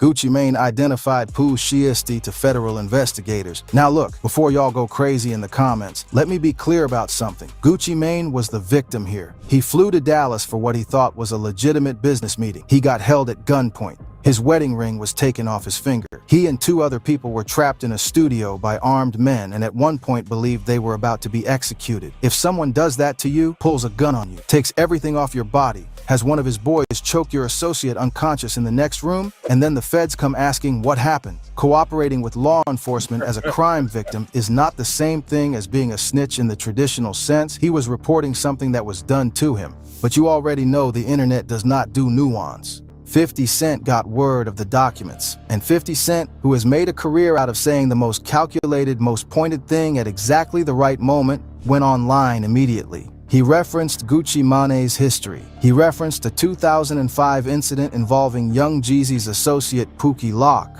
a case where Gucci was cleared after claiming self-defense. And Pookie Loke. Gucci smoked Pookie Loke. Straight up like that. That's when Gucci was 26. Gucci is now 46. He's 46 with a wife and a family. He ain't the same Gucci when he was 26. Please understand that. They're going to tell Gucci, if you don't tell us what Pooh Shiesty did, you lose millions. Pooh Shiesty walks out of that contract. The only way you can protect your brand and business, you better tell us what Pooh Shiesty did. That's the only way you're going to be able to, that's the only way you can protect your money and contract. Tell us who did it. Tell us who was involved. Tell us about everybody who was there. See, they're not going to say you just got to tell on Pooh Shiesty. The feds are going to tell Gucci, you need to tell us everything. And if you tell us everything, we can protect your contract and the contract will stand. Pooh Shiesty can't get out of it. But in order for that to happen, you have to testify and tell us everything. Who was there? Who was involved? If you don't give us that information, Gucci, Pooh Shiesty walks out of the contract and you lose millions. So they're going to put Gucci in a trick bag. They're going to put Gucci in a compromising situation. Basically asked how the same man who moved like that in the streets ended up identifying his attackers to the federal government. The post said, comments, let me be clear about something. Gucci Mane was the victim here. He flew to Dallas for what he thought was a legitimate business meeting. He got held at gunpoint. His wedding ring was taken off his finger. He and 2 other people were trapped in a studio by armed men and at one point believed they were about to be executed. If someone does that to you, pulls a gun on you, takes everything off your body, has one of his boys choke your associate unconscious in the next room, and then the feds come asking what happened. Cooperating with law enforcement as a crime victim is not the same thing as being a snitch in the traditional sense. He was reporting something that was done to him. But you already know the internet does not do nuance. 50 Cent got word of the documents, and 50 Cent, who has made a career out of saying the most calculated, most pointed thing at exactly the right moment, went online immediately. He referenced Gucci Mane's history. He referenced a 2005 incident involving Young Jeezy's associate Pookie Lock, a case where Gucci was cleared after claiming self-defense, and basically asked how the same man who moved like that in the streets ended up identifying his attackers to the federal government. The post said, and I'm paraphrasing, he thought Gucci was smoking on Pookie Lock. He called it an only in Atlanta type of story. Oh my God, 50 Cent really did that. The post got deleted, but the internet had already screenshot everything, and the debate started immediately. Was Gucci wrong for cooperating? Was he supposed to just eat it and say nothing? Was 50 Cent out of pocket for clowning the man after he literally got robbed at gunpoint in a music studio? And here's my take. Y'all can agree or disagree in the comments because I want to hear it. Gucci Mane has been to prison. He knows how the system works. He came back, got sober, built a legitimate business, put artists on, ran a label, and became one of the most respected figures in the history of trap music. And one of his own artists, who Gucci kept on the roster while the man sat in a federal prison cell, flew 9 deep to Dallas, pulled an AK on him, took his wedding ring, and had his boys choke somebody unconscious in the next room. At what point does the street code stop protecting the people who already broke it first? At what point does a man who just got robbed and held at gunpoint have the right to tell the feds exactly who did it? That's the conversation 50 Cent started, and nobody in the industry has been able to look away. Gucci has not responded publicly, he has not commented on the charges, on 50 Cent's post, on any of it. And honestly, he doesn't have to. The feds have the ankle monitor data, the feds have the air tag, the feds have the fingerprints on the red cups.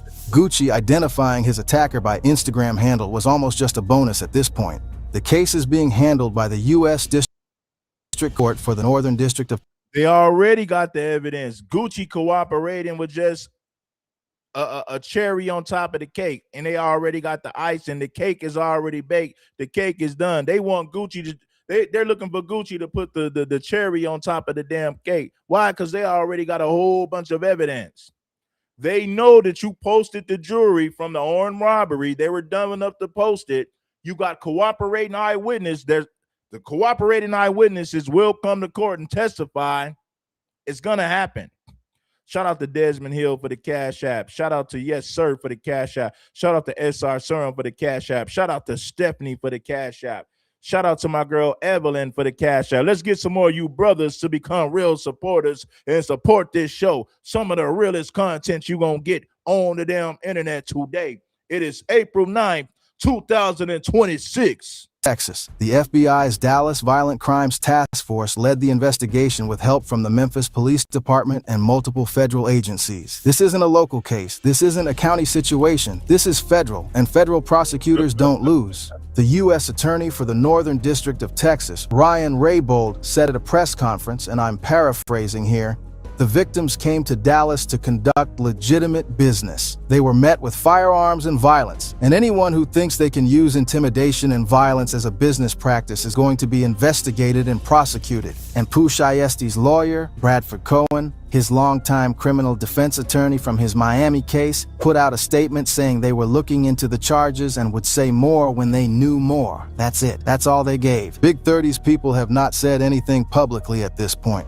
Gucci Mane has not commented, and honestly, after everything he went through in that studio on January 10th, I think Gucci is just letting the feds handle it. Gang, let's bring this all the way back around. Pooh Shiesty, Memphis, one of the hottest rappers to come out of 2021, signs with Gucci Mane's 1017 Records, gets a number 12 album, catches a federal gun case, does 3 years, comes home on an ankle monitor, and within months of getting out, allegedly pulls up on Gucci Mane in a Dallas studio with an AK, 8 members of his crew, pre-printed contract papers from Staples, and forces the man to sign his release at gunpoint. Now, how we got 1,000 people watching and only 200 something likes? Y'all, we got some of the worst people in the world watching my channel, man. I promise you, I got some of the worst people in the world. 1,000 people, 1,000 plus people watching and only 200 something likes. Yeah, we got a whole lot of haters over here. You guys are busters. So all you suckers and busters, I know you're hating overtime behind the scenes because you know King Supreme is going to blow up and do his thing. We're going to eliminate the suckers, the busters, and the cloud watchers. Shout out to all the real contributors and the supporters. We got a whole bunch of busters and cloud watchers. That's what we got going on over here. We got 1,000 people watching. We need 1,000 damn likes. Then robs him for his wedding ring, his watch, his earrings, and all the cash on him. Then lets his... He robbed Gucci. They robbed Gucci and his entourage and posted the jewelry from the armed robbery on social media. What a bunch of dummies. Then you got idiots in the comments talking about, man, they ain't got no evidence. They really ain't got no evidence. What a bunch of dummies. No evidence. And you got cooperating eyewitnesses. boys choke somebody unconscious in the next room, then posts the stolen jewelry on Instagram, and gets caught by his own ankle monitor. Comes home on an ankle monitor, and within months of getting out, allegedly pulls up on Gucci Mane in a Dallas studio with an AK, 8 members of his crew, pre-printed contract papers from Staples, and forces the man to sign his release at gunpoint, then robs him for his wedding ring, his watch, his earrings, and all the cash on him, then lets his boys choke somebody unconscious in the next room, then posts the stolen jewelry on Instagram, and gets caught by his own ankle monitor, by license plate readers, by fingerprints on red cups, by an AirTag in a stolen wallet, by his own father's rental car paperwork. The evidence on this case is so overwhelming I don't even know how a defense attorney looks at this and sleeps at night. 8 separate categories of evidence, and almost all of it was generated by the defendants themselves. The ankle monitor was already on his leg. The AirTag was already in the wallet. The social media posts, they chose to do that. They chose to go live with the stolen Rolexes. They essentially filmed a confession and posted it to their own pages. Every single person in that crew is facing life in federal prison. Not years, not decades. Life. Pooh Shiesty's own father is going down with him for renting the cars and printing the papers. Big 30, who had real music momentum, who had features, who had a whole career still ahead of him, is now a federal kidnapping co-defendant. His name is in the indictment for blocking a studio door while his guys choked somebody unconscious inside. Think about what Big 30 gave up. He wasn't the ringleader. He wasn't the one waving the AK, but he was in that room. He blocked that door, and now he's facing the same maximum sentence as everybody. It don't matter if Big 30 was holding a gun or not. The fact that you participated is enough to get you 20 to 30 in a penitentiary for your participation alone in his armed robbery kidnapping. Please understand what it is. We with the business, baby. King Supreme. Support the damn stream. So all you busters and cloud watchers, King Supreme will elevate to the top. We will eliminate the busters and hate watchers. We got a brand new audience who love the content. You can't stop the movement. You can't stop what I do. We're gonna elevate to the top. We're gonna elevate to the top, and there's nothing you suckers can do to stop my elevation in this game. You gotta be dumb as hell, dumb as a box of rocks, to post the jury from the armed robbery on social media. You talk about stupidity to the 10th power. Subscribe to the damn channel. Else, life in federal prison for being loyal to the wrong situation on the wrong day. This is not just a rap story. This is not just industry gossip or Twitter beef. This is one of the most documented, most evidence-heavy, most completely avoidable federal kidnapping cases in the history of hip-hop. The feds didn't have to dig for this. The evidence came to them through ankle monitor data. The feds didn't even have to dig for this. There's evidence, there's surveillance, there's cooperating witnesses. And you got idiots saying, man, they really ain't got no evidence, man, they really ain't got no evidence. What a bunch of dummies who don't understand the damn law. There's no evidence, you damn fool. I pity the fool. You remember, do you guys remember Mr. T back in the day? You know what Mr. T would say about stupid people? I pity the fool. You don't understand the rules. I pity the damn fool. Talking about there's really no evidence. What a bunch of dummies. Cooperating eyewitnesses. You posted the jury from the armed robbery. The feds don't need surveillance. All they need is cooperating eyewitnesses. They can prove that you were there. Pooh Shiesty's daddy rented the vehicles that they used in the armed robbery. They posted the jury from the armed robbery on social media, and you got idiots in the comments talking about there's really no evidence, man. There's really no evidence. What a bunch of idiots. Printing the paper, 8 separate categories of evidence, and almost all of it was generated by the defendants themselves. The ankle monitor was already on his leg. The AirTag was already in the wallet. The social media posts, they chose to do that. They chose to go live with the stolen Rolexes. They essentially filmed a confession and posted it to their own pages. Every single person in that crew is facing life in federal prison. Not years, not decades. Life. Pooh Shiesty's own father is going down with him for renting the cars and printing the papers. Big 30, who had real music momentum, who had features, who had a whole career still ahead of him, is now a federal kidnapping co-defendant. His name is in the indictment for blocking a studio door while his guys choked somebody unconscious inside. Think about what Big 30 gave up. He wasn't the ringleader. He wasn't the one waving the AK, but he was in that room. He blocked that door. And now he's facing the same maximum sentence as everybody else. Life in federal prison for being loyal to the wrong situation on the wrong day. This is not just a rap story. This is not just industry gossip or Twitter beef. This is one of the most documented, most evidence-heavy, most completely avoidable federal kidnapping cases in the history of hip-hop. The feds didn't have to dig for this. The evidence came to them through ankle monitor data, through air tags, through Instagram posts, through red plastic cups. And it all started because a man didn't like his record contract. A contract dispute that any entertainment lawyer could have handled. A grievance that any industry mediator could have worked through. A situation that did not require 9 people, multiple firearms, a road trip from Memphis, and a trip to Staples. That's actually crazy. That is genuinely, deeply no-cap crazy. Y'all, if you learned something new today, if this story shocked you even a little bit, you gotta hit that like button and subscribe, because we break down stories like this that nobody else is covering at this level. We are watching this case in real time, and every update, every court date, every co-defendant plea, every piece of new evidence, we are going to be right here breaking it all down for you. And if now we're gonna see what Poetic Flaco. Shout out to Rap Dynasty, man. That was Rap Dynasty, man. I appreciate Rap Dynasty for its commentary. So salute to the Rap Dynasty for piecing a lot of this stuff together, man. I always give a shout out to the content creators, the people who brought the content. Let's see what Miyungo had to say. Miyungo, Poetic Flaco, the African, the Liberian. Let's see what the African and Liberian had to say about this. What up, though? Yeah. What up, though? let me ask you something.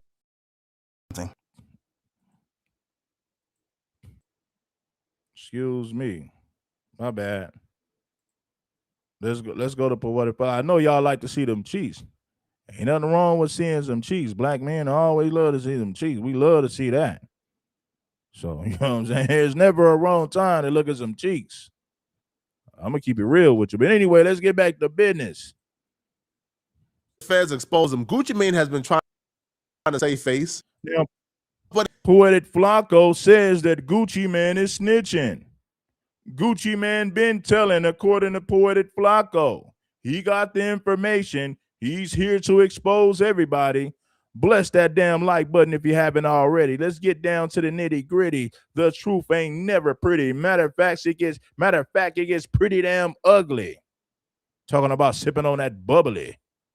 So we all know Gucci Mane told he snitched on Pooh Shiesty. He told. We all know that Gucci Mane told he snitched, according to Poetic Flaco. Gucci Mane is so cooked. He's trying to save himself, but it's too late. So we all know Gucci Mane told he snitched on Pooh Shiesty. He told the police officers that Pooh Shiesty robbed him, put a gun to his head, and made him sign a contract.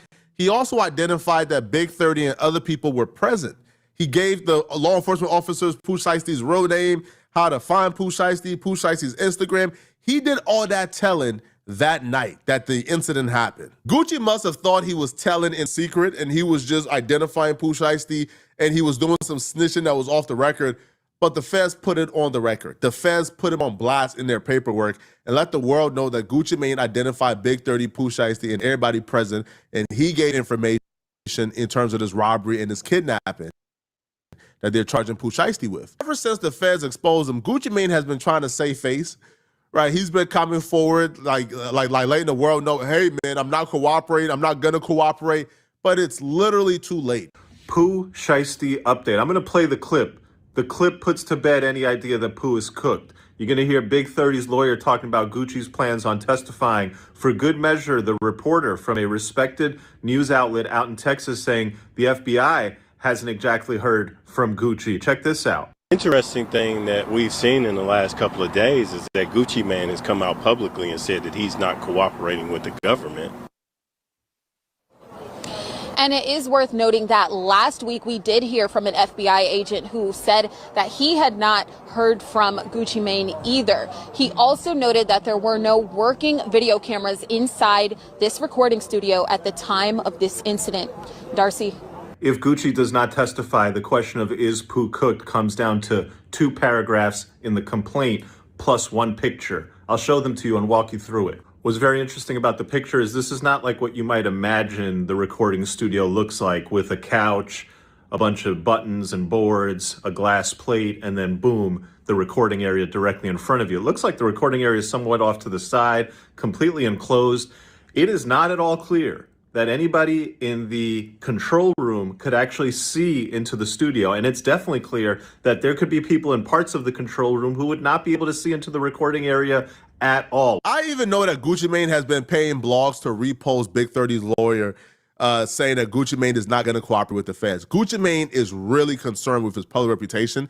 He's really concerned with how people is viewing him. And he don't want to be viewed as a rat, but it's too late. It's too late. You can't do all that telling you did, identifying people, identifying Big 30, Pooh Shiesty, telling them folks everything when you thought it was off the record, but then once they put it on the record, you all of a sudden don't want to speak to the police no more, and you shy. But Pooh Shiesty lawyer came and spoke to the public, and he essentially put Gucci Mane on blast, right? He revealed that, again, RD, aka Gucci Mane, 100% gave a statement to law enforcement officials the night that the incident happened. He didn't even wait a day. He gave a statement that night. And that Gucci Mane is 100% scheduled to testify against Pooh. Well, not testify, but he's already scheduled to meet with the FBI again and give a statement according to the FBI in court. COHEN, Psalm Zengane, John Helms. Listen, homeboy, I'm going to tell you like this. You're looking at 30 in the penitentiary. Make sure you bless the like button. It ain't nothing. It's King Supreme diving in for the conversation. Here to speak on the situation. They're going to tell them, if you want to come home to your family and continue to get money, you got to give us some evidence. Oh, no, man, ain't no snitch, man. Oh, man, ain't no snitch, man. No, man, I don't want to hear that about no snitching. We got mob figures, Italian mafias, Mexican mafias, who all cooperated and snitched once they got to looking at 30 in the penitentiary. I don't want to hear that. Oh, no, man, ain't no snitch, man. Nah, homie, they don't want to hear that. Give us information and you can come home in 5 years. If not, you're looking at 50 in the penitentiary. You can come home at 60 when your children have children. They're going to grow up without you. Your woman, your wife is going to move on. Another man is going to be clapping her cheeks. Another man is going to raise your children. You're going to do 30 in the penitentiary. No, man, no snitch, man. They don't want to hear that. Plenty of gangsters and killers have snitched to come home early to get years knocked off of their prison sentence. Mexican mafia, Italian mafia, Irish mafia, the cartel.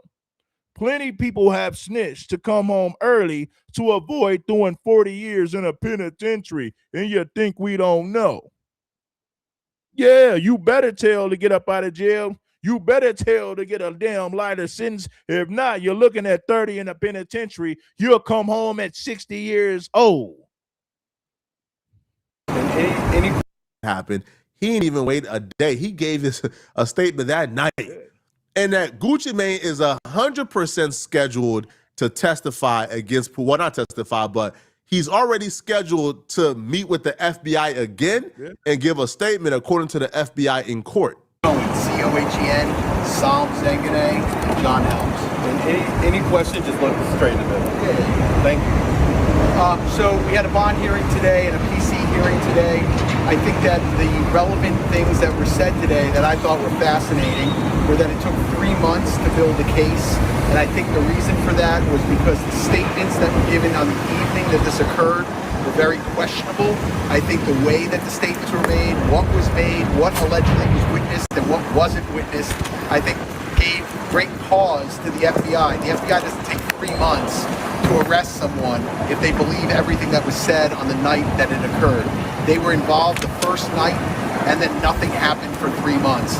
In addition to that, I thought was quite embarrassing was that an FBI agent says they don't have the resources to keep their eye on an individual. This is allegedly an individual that committed a crime that they then didn't watch to see if the guns were present, if the jewelry was present. And what didn't we hear today? What we didn't hear today is there is no contract, this mystery contract. They have no contract. They have no video of this alleged signing of a contract. They have no guns. They have no jewelry. They have none of that physical evidence. What they have is they have allegedly 5 individuals, one of them being a very well-known individual that is allegedly cooperating with the government and making these allegations against my client and many more. Y'all know my rule, man. If Pooh Shiesty did this, lock him up and throw away the keys. I have no remorse. But I do think it's disingenuous and dishonest and kind of really absurd that Gucci Mane is the sole reason why Pooh Shiesty was indicted.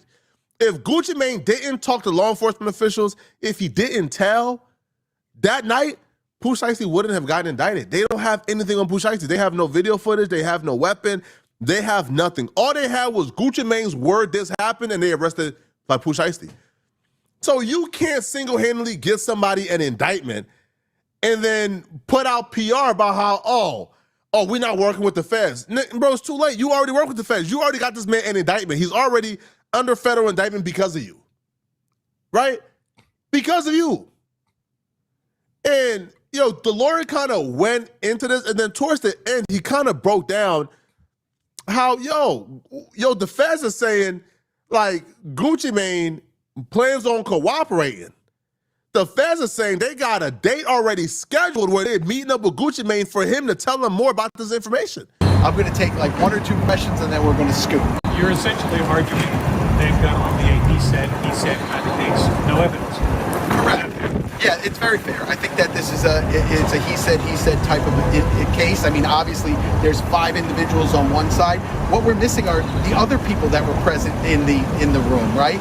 The owner of the studio who says he didn't hear anything or see anything. The way they leave the studio, where no one is in concert with anybody else, no one's arguing with anyone else. One of the individuals says, "Hey, can I get my watches back?" Like, the story is quite unusual. And I think that the FBI knew that. I think the investigators knew that it was unusual. And I think that's why it took so long to make the arrest. My main thrust of today was to really push on the evidence and see exactly what they had and when they had. How about this? How about the individual who wrote the complaint, who actually drafted the complaint, who was sitting in the courtroom, who's only been an FBI agent for 4 years, does not take the stand. They put someone else on to say what she wrote in her own complaint when she's sitting in the courtroom.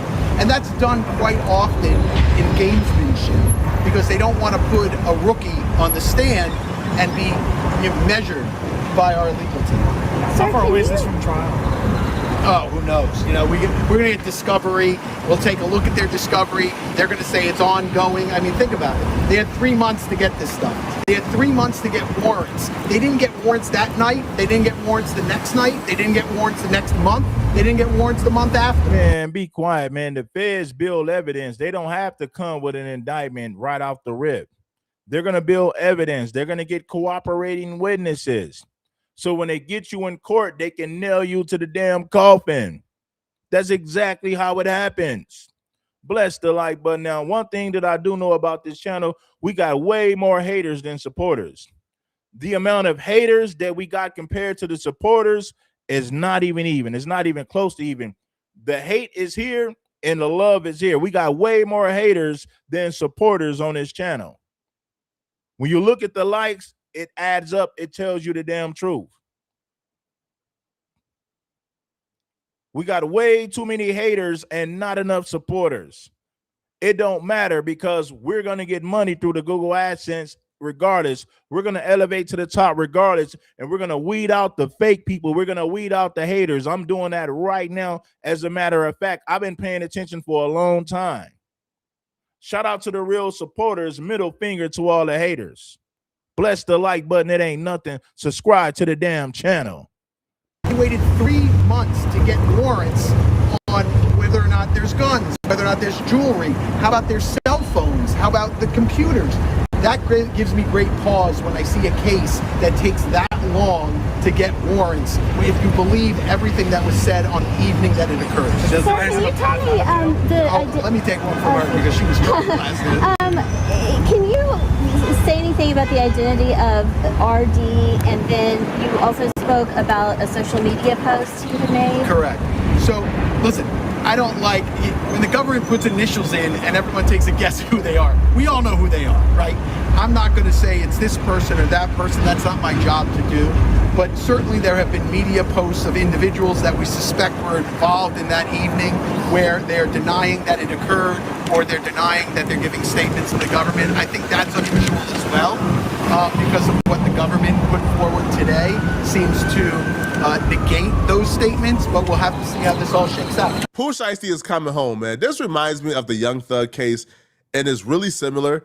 How the feds, well, not the feds, but the state got Young Thug for this RICO under the testimony of YSL Woody. But then when YSL Woody came to court, he changed up his entire statements and testimony and told them folks he lied about everything on Young Thug. He lied about Young Thug, and that got Young Thug free. Well, Young Thug didn't beat the case. He pled guilty, but they was forced to give him a plea deal because of that. In the case of Gucci Mane, Pooh Shiesty is coming home because everybody else who was in the in the studio when it happens, they didn't have access to the control room. The control room is closed off. You can't see in the control room. So because nobody else could see in the control room, only Gucci could see. Well, Gucci was the only one who could testify.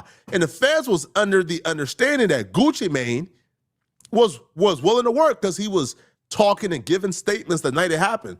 But when they went public and the public put pressure on Gucci Mane, now all of a sudden he wanted to keep it gangster and he got nothing to say. Too late. Now, here's where Pooh Shiesty's lawyer, Bradford Cohen, he then reveals the feds said in court today, they got a date scheduled with not only Gucci Mane, but with everybody who was present that day to give statements and hear from him. And those statements will be used against Pooh Shiesty in court. Listen, guys, Sam and I have had many, many cases together, right? We just finished a case a couple of years ago in San Francisco on the Cash App murder case. And whenever I talk to individuals, whenever I talk to the media, I always say this is not a straight road. It's always a very winding road. So we never know where things are going to take us. We got to look at the evidence as it comes in, and we'll see what's there. I'm just shocked that when they say there might be video out there, they don't have it. There might be this mystery contract, they don't have it. Oh, they were at Staples, making copies. It's just a total guess. So we're not here to guess. I'm here to look at the evidence, to weigh the evidence, and to make the best decision based on that evidence. Your client just stays in detention until what? Yeah, currently he'll stay in detention. We'll get discovery. We'll start going through that. There's going to be several motions that we're going to file, obviously, in the next couple of weeks, but that'll all come out. We'll get copies. So did the feds even interview any of the people? Did the feds even interview any of the people yet? Any of the alleged victims?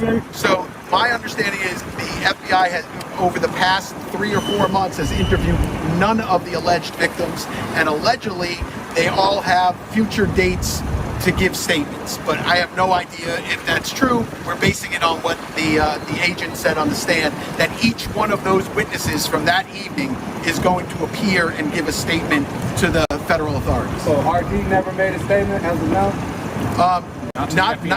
Not to the FBI, but that evening it appears from the material that they produced and from the agent's testimony is that RD gave a statement that evening, but since that evening has not given another statement. So RD, which is Roderick Davis, also known as Gucci Mane, gave a statement initially. He gave a statement. So all you people saying, no, man, he ain't gonna snitch. Man, Gucci already then gave a statement. This is public information. Gucci told what happened. Now, will he go to court and testify? I don't know. But initially, Gucci already gave a statement. That we're going to file, obviously, in the next couple of weeks, but that'll all come out. We'll get copies. So did the feds even interview any of the people? Did the feds even interview any of the people yet? Any of the alleged victims? So my understanding is the FBI has, over the past 3 or 4 months, has interviewed none of the alleged victims, and allegedly they all have future dates to give statements, but I have no idea if that's true. We're basing it on what the agent said on the stand, that each one of those witnesses from that evening is going to appear and give a statement to the federal authorities. So RD never made a statement as of now? Not to the FBI, but that evening it appears from the material that they produced and from the agent's testimony is that RD gave a statement that evening, but since that evening has not given another statement. But the FBI said in the future they're all scheduled to give statements, so we'll have to see.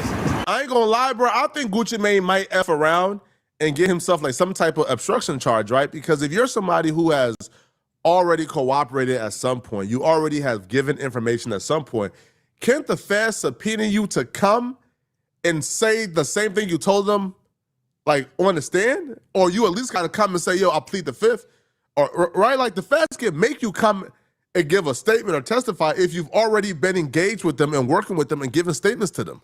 So, yo, this is gonna catch Gucci Mane, I think. Shout out to Trina, man.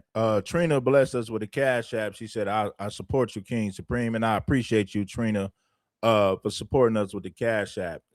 Shout out to the ladies and a few brothers that supported us on this show. You already know. Bless the like button. It ain't nothing. We got way more haters. When you think about the amount of haters that we have, when you add up the haters to the amount of supporters, we got way more haters. A whole lot of hate watchers. The hate watchers outnumber the supporters by a large percentage. So what does that tell me? I need to get rid of a lot of people and rebrand this channel and just bring in new people. We got a lot of suckers, busters, and hate watchers. The hate watchers outnumber the supporters by a large percentage. So that's telling me a whole lot. I've been studying the game. I linked up with some professionals. I've been studying my analytics. It's time for me to get rid of a whole lot of people and rebrand this channel and bring in some new supporters to get rid of all the damn haters. But Poetic Flaco has been doing his job. Gucci gave a statement. Gucci got to testify if he wants to protect his contract. There's no way Gucci is going to get out of this. They're going to say you gave a statement. So if you want to protect your assets and your investments, you must come to court and testify and tell us about everybody who was involved that held you at gunpoint for this robbery/kidnapping. You already know what happened. Bless that damn like button. Subscribe to the channel. I ain't gonna lie, bro. I think Gucci Mane might F around and get himself like some type of obstruction charge, right? Because if you're somebody who has already cooperated at some point, you already have given information at some point, can't the feds subpoena you to come and say the same thing you told them, like on the stand? Or you at least gotta come and say, yo, I plead the fifth, or right? Like the feds can make you come and give a statement or testify if you've already been engaged with them and working with them and giving statements to them. So, yo, this is going to catch Gucci Mane, I think, an obstruction charge or something, man. But either way, I don't think this is going to work. I think when we look back at this case and at this trial, we're going to think about Gucci Mane like giving Pooh Shiesty an indictment. We're not going to say, oh, my God, Gucci, you only told the law enforcement officials, but then when the feds got involved, you didn't speak. Man, nobody is going to remember. People will remember you getting Pooh Shiesty an indictment. All that, I don't want to take the stand. It's too late, man. Y'all let me know in the comment section. What do you guys think, man? I think it's over and cooked for Gucci Mane, man. Now, Pooh Shiesty was denied bond, which was obviously, predictable. But let me know what y'all think about this, man. Is Gucci Mane saving his reputation, or do you still think he's a rat? And if you're still watching this video, click on this video right here to find out. All right, listen, man. I'm going to see what you guys got to say. Now, if you agree or disagree, give me your thoughts on Gucci. We need a lot more people. See, I really don't have no business even dropping the damn link. When you think about the amount of haters that we have compared to the supporters, I really ain't got no damn business dropping a link for anybody. We got all these subscribers and people with wrenches and so-called, supporters and subscribers. So we really ain't got no damn business dropping no damn link to bring people up to speed. We got way more. We got too many haters We got too many haters and cloud watchers and not enough supporters. I've been paying attention to my analytics. I got listen, homie, I got professional people that's been watching my channel. The professionals told me, King Supreme, you got a whole lot of haters. A lot of these people who pretend to be rocking with you, they got wrenches. They're not really rocking with you. They're just here for the entertainment. So it's time to get rid of them and bring in some new supporters, people who are really rocking with your channel. Why don't you drop a cash app? Why don't you drop a super chat while you trying to tell me what to do on my channel? Drop the link then. Why don't you send some damn support to the channel if you want me to drop the damn link? The professionals, the people that I've been working with, been telling me you got a whole lot of haters. You need to get rid of them and just rebrand the damn channel and get rid of a lot of these old people who ain't really rocking with you. And guess what? I agree 100%. It's time to get rid of a lot of people and rebrand the damn channel. We're going to take this channel to the next level. We're going to get views. The channel will elevate to the next level. We got to get rid of some of these old people because we got a lot of people who are haters and they're not contributors. It's time to get rid of them. Anytime you got more haters than supporters, you got a problem. That's telling me that it's time to rebrand the channel and get rid of a lot of old people. Yeah, man, we got to get rid of a lot of you people. A lot of you suckers are haters. A lot of these cats are haters. They come around pretending like they rock with the channel, but they don't. They never send no support. So what I'm going to do, I'm going to rebrand the channel. We got to get rid of a lot of moderators. We got to get rid of a lot of people and rebrand the channel and bring in people who really love the channel that's going to really support the channel because they appreciate the content. You know, I'm going to drop the link because I got love for conversation. So I'm going to drop the link anyway. But I understand that we got a lot of suckers and hate watchers. We got way too many suckers and hate watchers over here. Way too many of them. Process of elimination. You already get it. Let me see what's up. I'm going to drop the link. I'm going to still drop the... I'm so real that I'm going to drop the link because I want to hear what y'all got to say. So if you got something to say, if you got something that's worthy of hearing, if you think you know what you're talking about, you got some information, you got game pertaining to situations like this, get your big bad ass in the comments and hit the link. And why don't you tell me, be man enough to tell me what you don't like about King Supreme TV. Don't gossip about King Supreme behind the scenes about what you don't like. Bring your big bad ass up and tell me live on air what you don't like about this channel. But you love to be entertained. That's why you tap in most of the time that I talk about these subjects. Bring your big bad ass up and tell me what you don't like about this channel.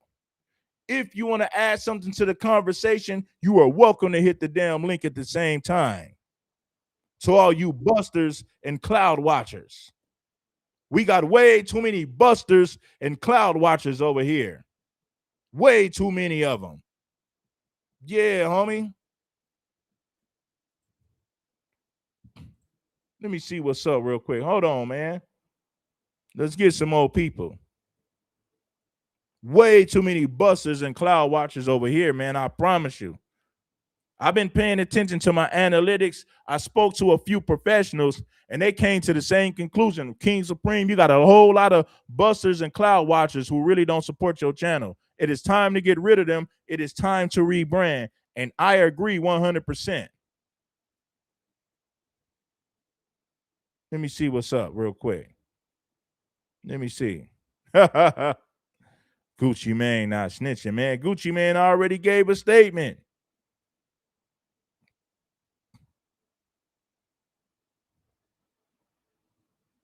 Crazy.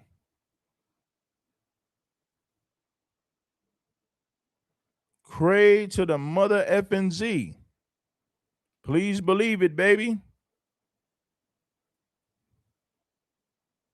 Gucci Mane didn't snitch, man. Listen, man. I don't care if Gucci Mane told or not. Shout out to Seti Nash, man. You know? Yeah. Shout out to SETI. Shout out to the homie SETI Nash, man. My LA brother, my California brother. We rock with SETI Nash, man, for sure. We're outside federal court here in downtown Dallas for an update on the case that involves the rapper Pooh Shiesty, Lontrell Williams Jr. After about a 1-hour probable cause hearing in federal court in downtown Dallas, he has been ordered held. The judge deciding that, yes, there is probable cause that he was involved in the crimes that have been alleged by the FBI. His defense attorneys argued the FBI does not have the guns they mentioned. They do not have the jewelry that they mentioned that was allegedly stolen. They do not have the contract that they say that he was forcing the other rapper known as Gucci Mane to sign to get Pooh Shiesty, the other rapper, out of his contract. But the judge said the evidence is heavy that he was involved in this, that he does have a lengthy criminal history, including gun violations before. So at this point, Lontrell Williams Jr. is being ordered held in federal custody pending his next court date. We'll have other updates throughout the day. Well, we're going to show you the paperwork that actually says the denial. And then we're going to get into what Pooh Shiesty's lawyer said, because he decided. Shout out to SETI Nash, man. Subscribe to SETI Nash. SETI Nash been doing this thing for a long time. Shout out to all my California brothers, man. I appreciate y'all. Salute to SETI Nash.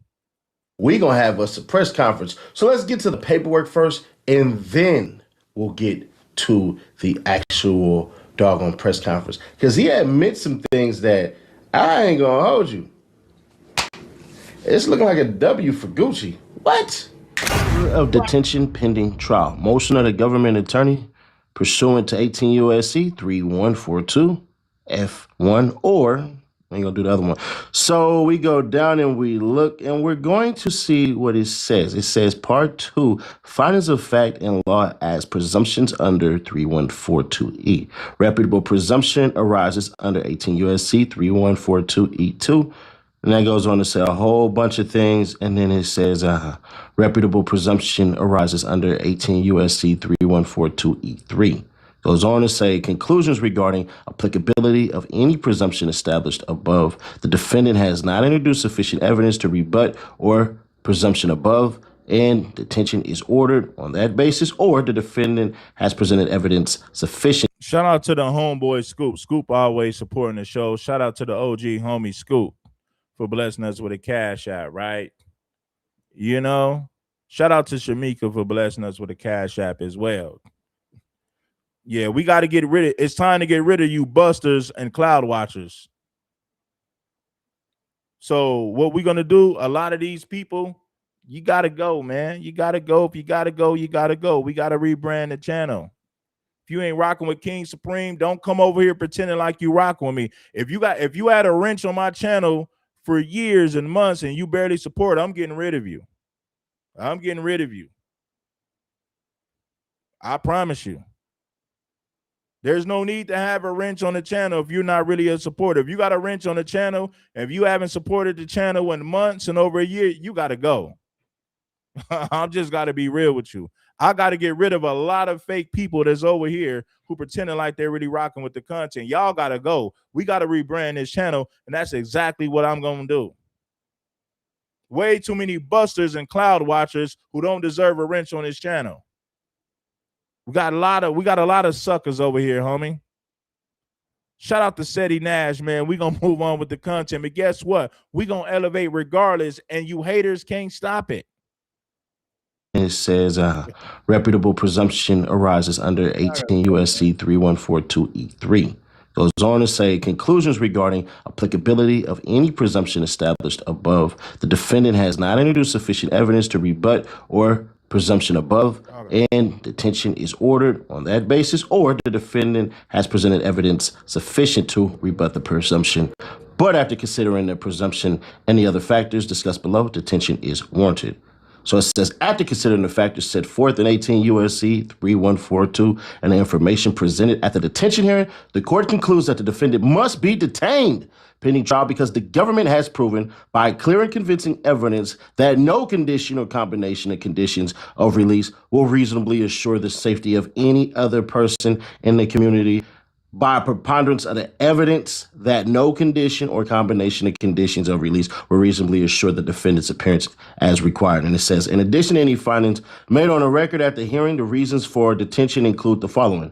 Weight of the evidence against the defendant is strong, subject to lengthy period of incarceration if convicted, prior criminal history, participation in criminal activity while on probation, parole, or supervision, history of violence or use of weapons, history of alcohol or substance abuse. That's fascinating. Then it says other reasons or further explanation. Based on the credible evidence presented at the hearing, the court finds probable cause to believe that defendant committed the law violations alleged in the criminal complaint docket number 1. Thus, as alleged in the government's motion, this case is eligible for detention because it involves the use of firearms and alleges a crime of violence for which the maximum term of imprisonment is life.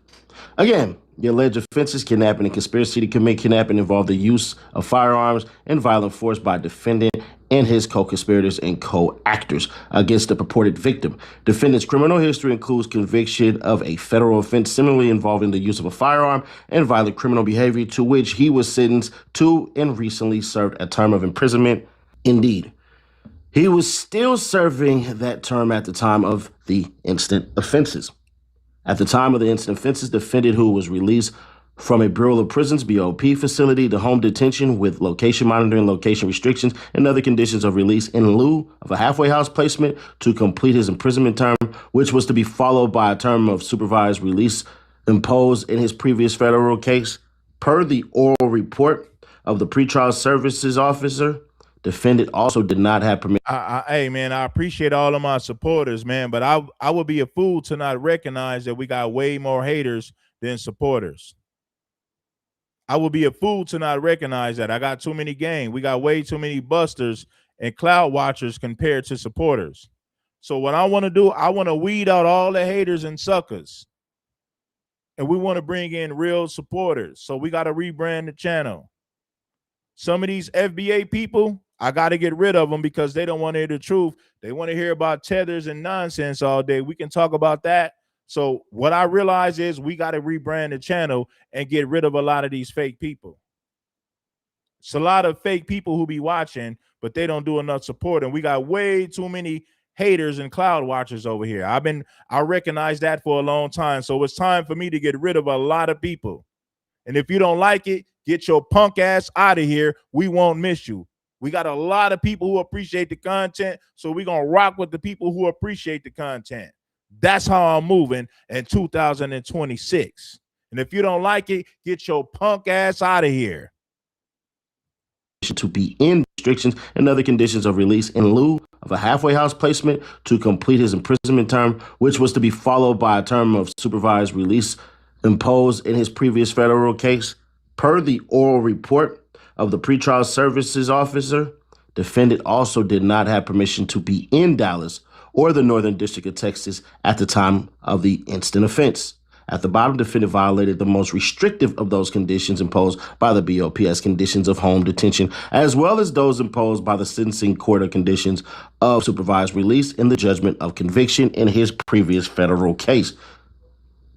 In light of that fact, and the fact that the conditions of pretrial release at this court's disposal are the same or similar to those defendant has already violated, the court finds that there is no condition or combination of the conditions the court can impose in this case which will reasonably assure defendant's appearance as required or the safety of the community or another person if released. Accordingly, the government's motion for detention docket number 3 is granted. Defendant is ordered detained as set out below. Then it goes on to say the defendant is remanded to the custody of the Attorney General or to the Attorney General's designated representative for confinement in a corrections facility separate to the extent practicable from persons awaiting or serving sentences or being held in custody pending trial. The defendant must be afforded a reasonable opportunity for private consultation with defense counsel on order of a court of the United States or on request of an attorney for the government. The person in charge of the corrections facility must deliver the defendant to a United States Marshal for the purposes of an appearance in connection with the court proceeding, dated 4/8/2026. Hey, man, QR code. Link in the description. Wednesday, that means spend day. QR code attached. Free. It was a shot in the dark if they was going to grant him bond anyways, which I believe the feds are going to do what the feds been doing and try to draft up more stuff, more shit to be said, a whole lot of things. So the same play that they did on Big 30 and the same play they did on Pooh Shiesty's dad. And those two individuals are on their way to Dallas right now.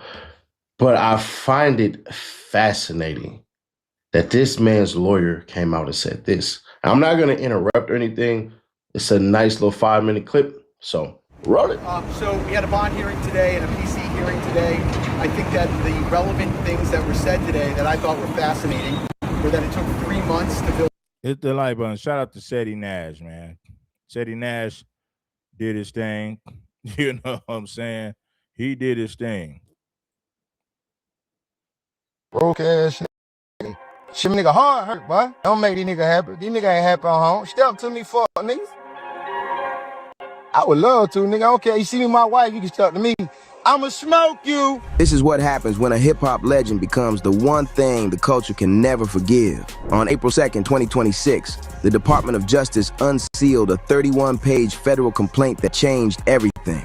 Inside that document, 3 letters appeared over and over again. R.D. Radrick Delantic Davis, Gucci Mane, and according to that paperwork, he identified Pooh Shiesty and Big 30 to federal investigators by name, by stage name, and by Instagram handle. But here's where it gets crazy. Within 48 hours, 50 Cent was posting memes. Rick Ross was weighing in from Prague. Asian Doll was going off. Atlanta inmates were literally ripping Gucci Mane posters off prison walls. And the internet had already delivered its verdict. Gucci Mane is a rat. Now let me be clear with y'all. By the end of this I wouldn't call Gucci a rat. You can't rob somebody at gunpoint and then say that they're a rat. Now, I get it. See, here's the flip side of this. You're going to say, well, Gucci man built his whole brand on no snitching and no talking to the police. So I can see things from both sides. Gucci built his whole image on no snitching and no talking to the police, regardless of what happened. So you could easily claim that's hypocrisy. Now you can say, well, Gucci got money. He ain't got to live by those standards no more. Okay, you can say that, right? But when you build your brand off of no snitching and no talking to the police, then you got to understand the scrutiny you're going to get if you cooperate with the police and law enforcement. See, if Drake got robbed and Drake snitched, nobody will be talking about this because Drake never built this brand on no snitching and no talking to the police. But at the same time, Gucci did build his brand off of that. Gucci built his whole brand off of that. No snitching, no talking to the police. You can't get rich and then turn around later on and snitch when your whole brand was built on no snitching and no talking to the police. So I understand why people are criticizing Gucci. I understand it. Some people might say, well, he's in a whole nother tax bracket now. He ain't got to live by those codes. But when you build your brand off of no snitching and no talking to the police, you're going to receive scrutiny if you decide to talk to the police later. That comes with the territory, baby. You said you would never snitch. You said you would never talk to the police regardless of what happened. So now you got to live by those standards. You got to uphold the street rules. If you build your brand off of that, no snitching, no talking to the police code. Identified Pooh Shiesty and Big 30 to federal investigators by name, by stage name, and by Instagram. See, nobody cares if J. Cole snitched. Nobody cares if Kendrick Lamar snitches.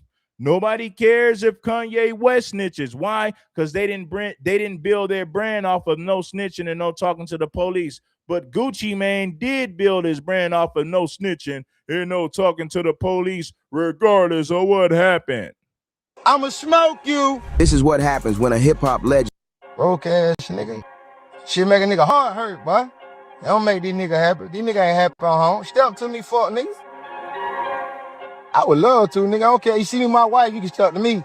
I'ma smoke you. This is what happens when a hip-hop legend becomes the one thing the culture can never forgive. On April 2nd, 2026, the Department of Justice unsealed a 31-page federal complaint that changed everything.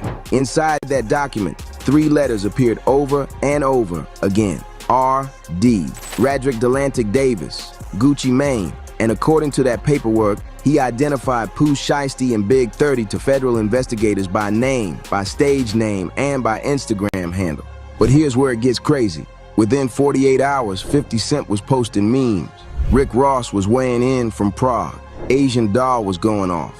Atlanta inmates were literally ripping Gucci Mane posters off prison walls. And the internet had already delivered its verdict. Gucci Mane is a rat. Now let me be clear with y'all. By the end of this video, you're going to understand exactly what happened inside that Dallas recording studio. Why Pooh Shiesty allegedly pulled an AK on his own label boss. What the paperwork actually says versus what people think it says. And why this might be the end of everything Gucci Mane built over 2 decades. This isn't just about one incident. This is about loyalty, money, contracts, and what happens when the trap god becomes the trap. Let's break it down. To understand why this situation is so devastating, you gotta understand how deep this connection actually ran. Pooh Shiesty, real name Lontrell Donnell Williams Jr., was born November 8, 1999, in Memphis, Tennessee. Grew up in the Cane Creek Apartments on the South Side. His father, Lontrell Williams Sr., was a rapper himself who went by Mob Boss and ran Mob Ties Records. Hip-hop was in his blood from day one. In April 2020, Gucci Mane signed Pooh Shiesty to 1017 Records.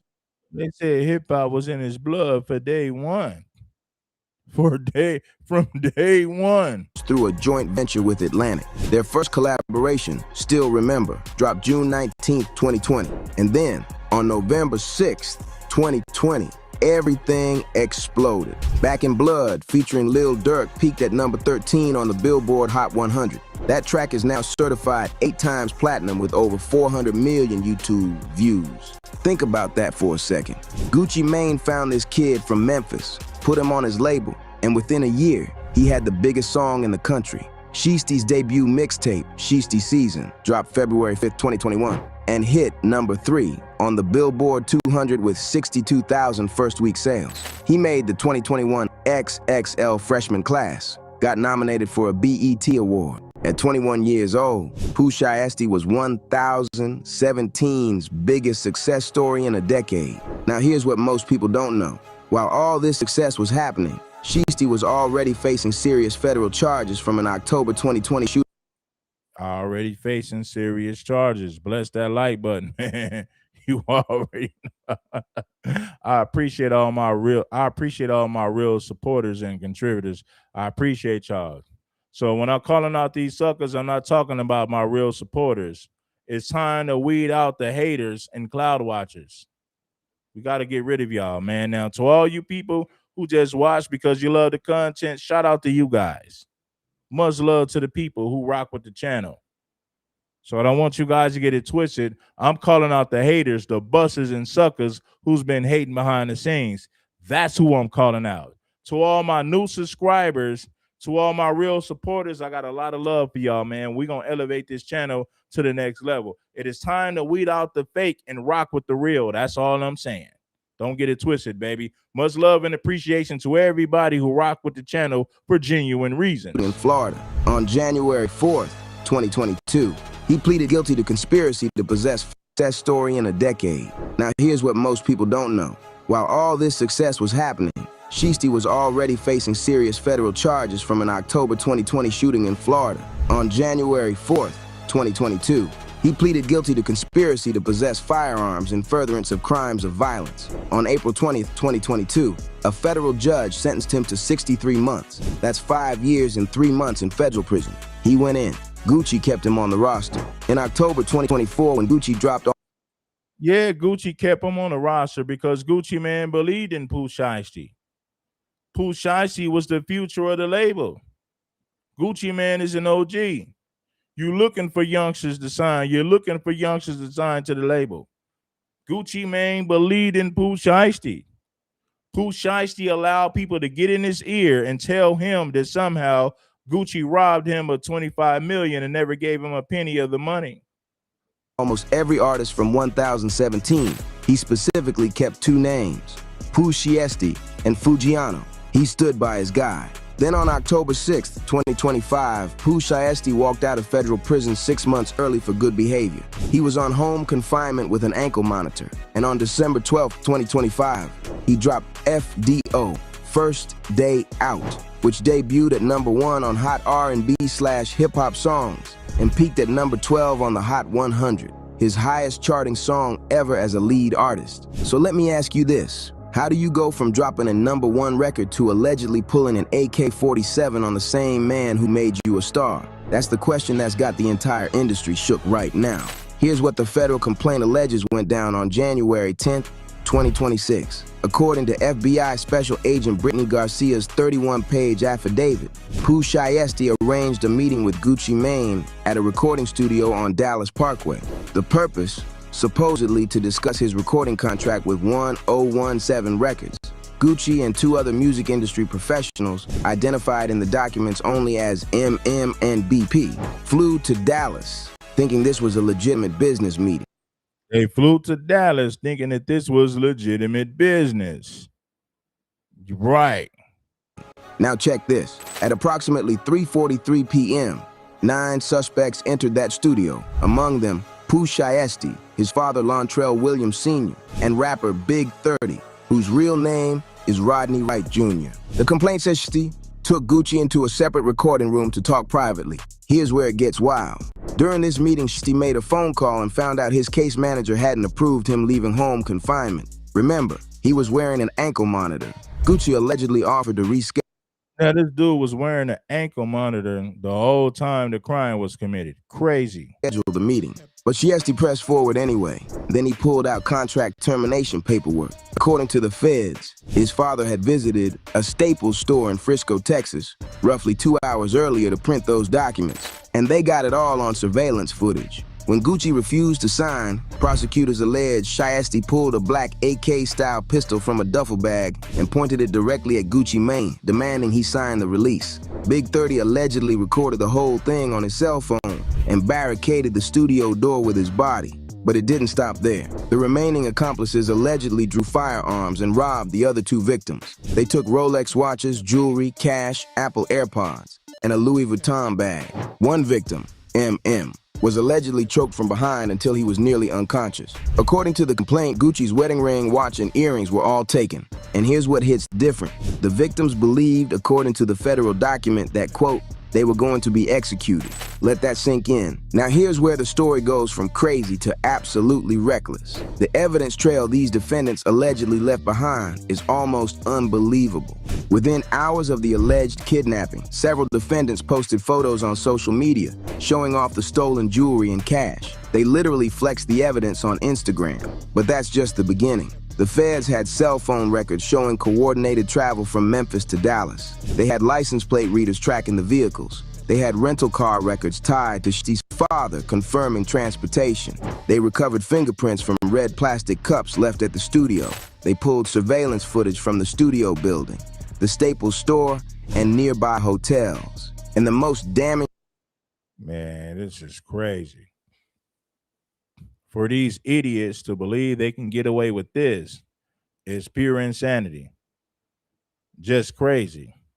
Piece of evidence, Pooh Shiesty's ankle monitor Jeeps placed him at the exact scene of the alleged crime. He was literally being tracked by the federal government while allegedly committing a federal kidnapping. On April 1st and 2nd, 2026, the FBI arrested 8 suspects across Dallas, Memphis, and Nashville. The final suspect, Terrence Rogers, was arrested April 4th by FBI Atlanta. All 9 defendants were charged with federal kidnapping and robbery. Each one faces up to life imprisonment. The motive, according to prosecutors, Shiesty was, quote, upset with the terms of his contract. with 1,017 records. There were tensions over the deal terms. Some rumors even claimed Yo Gotti's CMG records had shown interest in signing Shiesty, potentially making the situation even more heated. Now, support the show, you already know. If you like real content, this is the place to be. You want to hear the truth? Then you tap in with King Supreme for a reason, if you want to hear the truth. I don't care if you're talking about relationships, politics, to street conflicts. King Supreme gonna give you the truth. Now, if you want somebody that's gonna talk about one thing and they're too afraid to offend people, you already know what channels to go to. But if you want the truth, then this is the place to be. King Supreme TV, baby. Right? You can't tell the truth because you're saying this, and you got a lot of guys who got channels who can't tell the truth because they're too afraid to offend an audience. So they pander to that audience for their support. Listen, if you want the truth, this is the place that you need to be.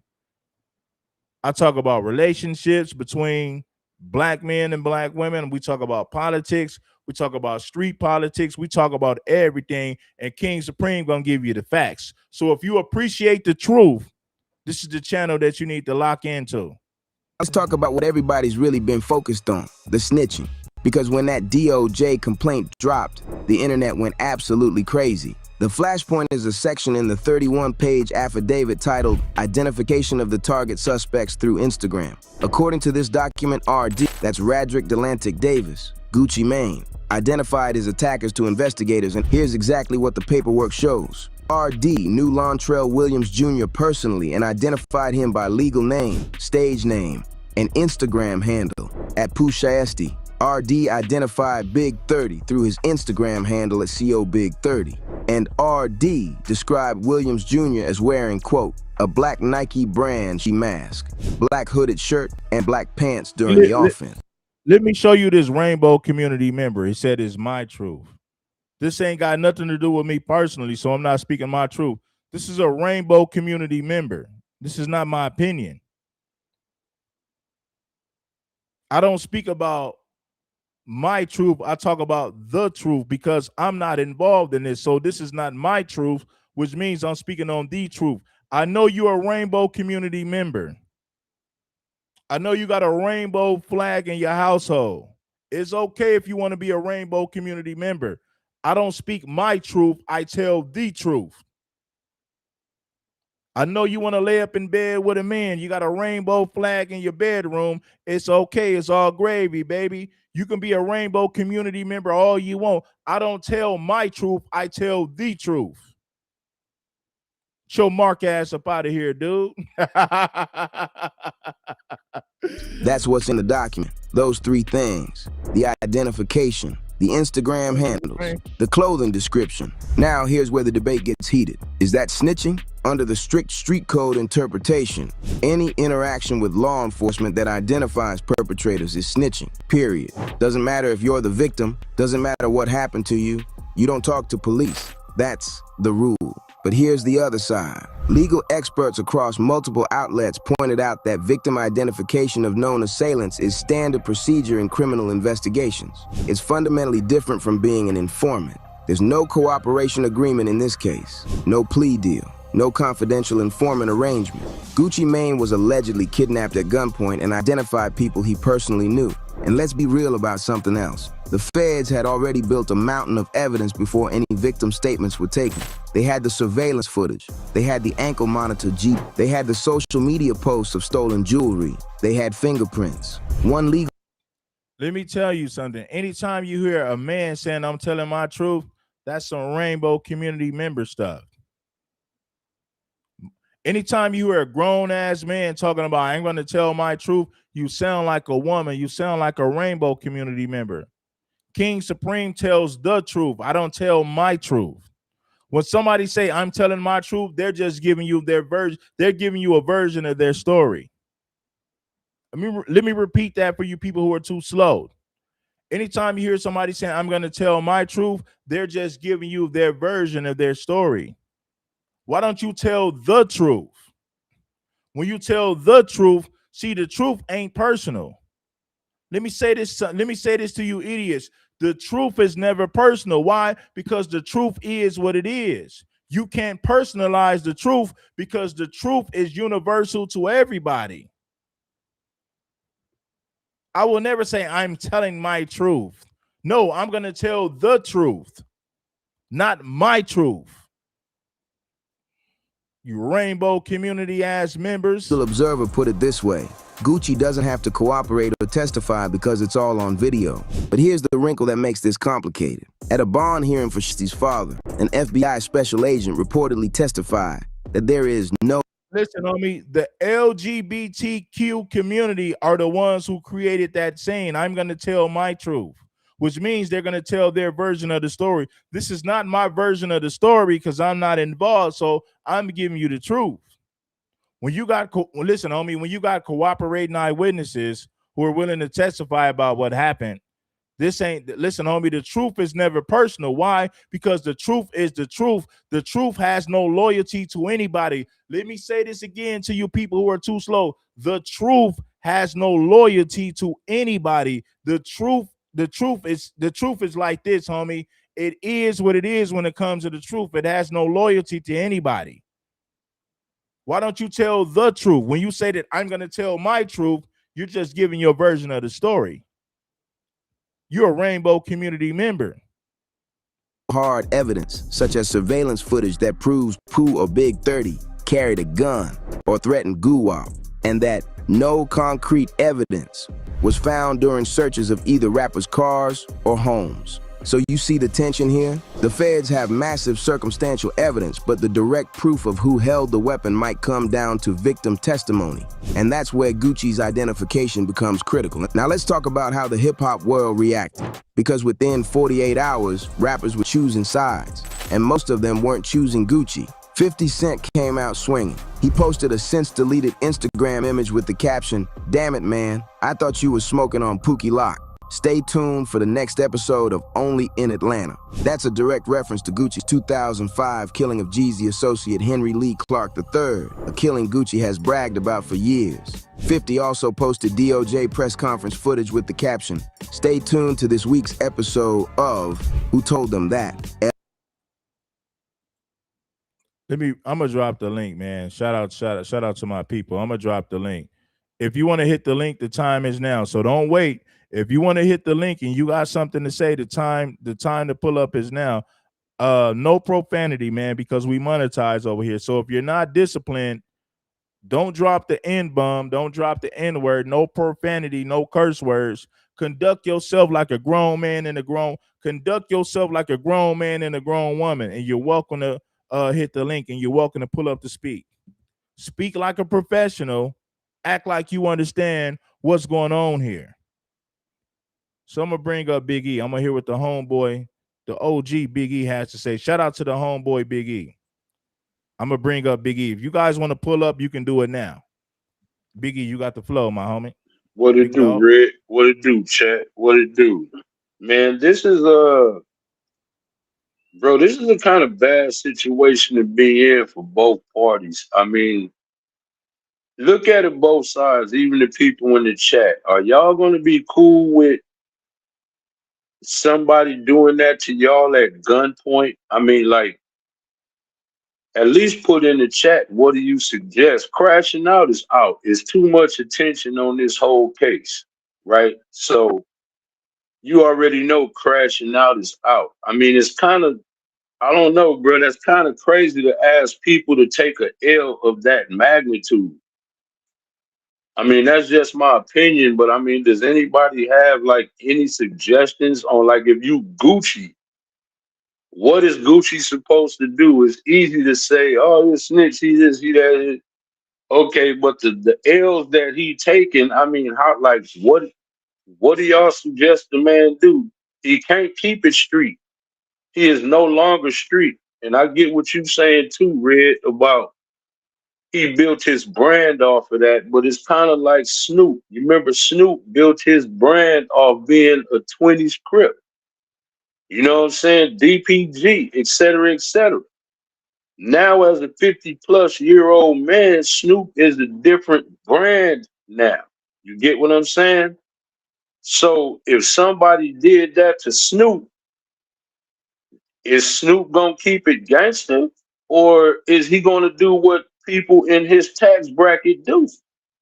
You get what I'm saying? I mean, these are questions that you gotta ask yourself. Are y'all gonna take this kind of loss?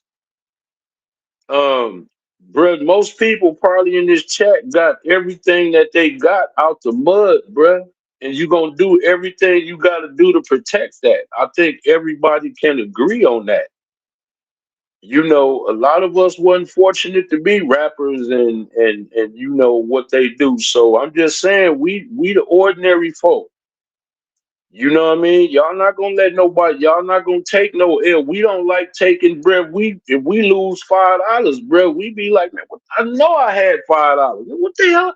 I mean, I'm saying, bro, what what do y'all really suggest, bro? I mean, because I think it's an unjust jacket. Number one, the man is on video. Number two, he wasn't the only person that's involved. How do you navigate that case? He don't say nothing, but everybody else did. It's off-duty cops in this. You know, they said 50 Cent rolls around with off-duty cops. It's a lot of rappers and entertainers who have off-duty cops as security. Like you can't commit crimes in front of off-duty cops. Death Row had nothing but crooked cops around them. Reggie Wright, ex-cop. Rafael Perez, he was a cop. He was with the Rampart Division at the time. I mean, I'm just saying, bro. The game is confusing today, man. It's really confusing, bro. And I just don't think the average person saying this would take no L like that. But again, if you Gucci, how do you crash out? Do you crash out? What do you do? His hands is tied. You know what I mean? If he go into court and say one thing, but all the other witnesses are saying something else, now where do you go from there? You get what I'm saying? Like, I mean, I get what everybody's saying. You know, they ready to put that jacket on him. Some already put that jacket on him, but what would y'all do? Everybody keeps saying, or to the people that say that they wouldn't snitch. Okay, so you would be down to take a loss of that magnitude.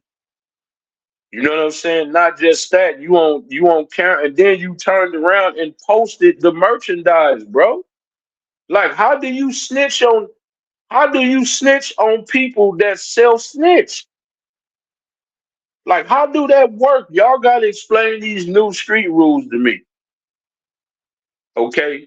You could rob somebody allegedly, turn around, go to your Instagram, go live with all of the stolen merchandise, the money, etc., and you got the nerve to call somebody a snitch when you told yourself?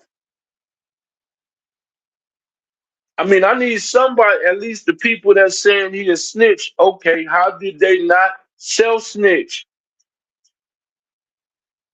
How is that not, how are you? Okay, it's just like these content creators. Y'all want to call content creators snitch, at least people like Flaco, and I don't even really like the dude like that. But you can't call him a snitch for stuff that he's finding on the internet. You get what I'm saying? He's reporting on, that's what content creators do. If you don't like it, then stay off the internet. Whatever the hot topic is, content creators are going to give their spill on it. This is nothing new. We all know this. That's just the YouTube game. So if a content creator is showing the videos that the alleged robbers or whatever you want to say, if he's using their videos of them posting merchandise that was allegedly stolen from said crime, right? You did that to yourself. Nobody told you to do that. You did that. Didn't they, Red? Didn't they do that the same night? Didn't they post the merchandise the same night that happened? You know what I'm saying? If they did, huh? Yeah, they posted it right after they did it. Okay, so what do you mean? What do you mean snitch? How do you snitch? You're on video doing the crime. You're on video. What else is the man supposed to do? And he's not the only one involved in this. Can anybody saying he's a snitch, do anybody have a suggestion? What was he supposed to do? And I'm only asking, I'm not defending. I'm like Red, I don't have a dog in the fight. We all just consuming the content, you know what I'm saying? So I'm consuming the content like everybody else, but I'm asking the question, what was he supposed to do? Can you call somebody a snitch when the alleged crime is on video? Well, they're gonna say Can this, you? like they're gonna say this, Biggie. Unfortunately, they're gonna say, well, even though they self-snitch, they're gonna say, well, you still made a statement. So we already know how dumb a lot of these street rules are. So they're gonna say, well, Gucci gave a statement. Yes, they did self-snitch, but if you go to the penitentiary and you gave a statement and you on the main yard, they're gonna politic on you and they're gonna stab you to get you off of that yard. Now, that's how it goes on in California. I don't know if they do that in other states, but if you on the main line in Cali, you go to prison and they find out you gave a statement, they're gonna say you gave a statement, we're gonna have to stab you or whoop on you to violently remove you from this yard. Even if the people self-snitch, they're gonna say, well, yeah, they self-snitch, but you still gave a statement. So how do you feel about these street rules, Big E? But see, that's what I'm saying, man. That's kind of like I said. That's basically you just lose. I mean, come on, Red. Am I not mistaken that we see the video with the jammy up to his neck? Did we not see that? Right? We saw that, right? We saw whoever that was with the gun up to the man's neck in the video. We saw that. Okay. We saw the white boy that had the choke marks on his neck. You know what I'm saying? We saw the videos posted of the alleged boosted merchandise. So I'm only asking, how do you call somebody a snitch when the video evidence and multiple other witnesses probably gave statements? You see, I could see if there was no video, nobody knew nothing. Now all of a sudden, all of this stuff is on the internet. Red mainstream media, it got the video. Mainstream media is all over this now.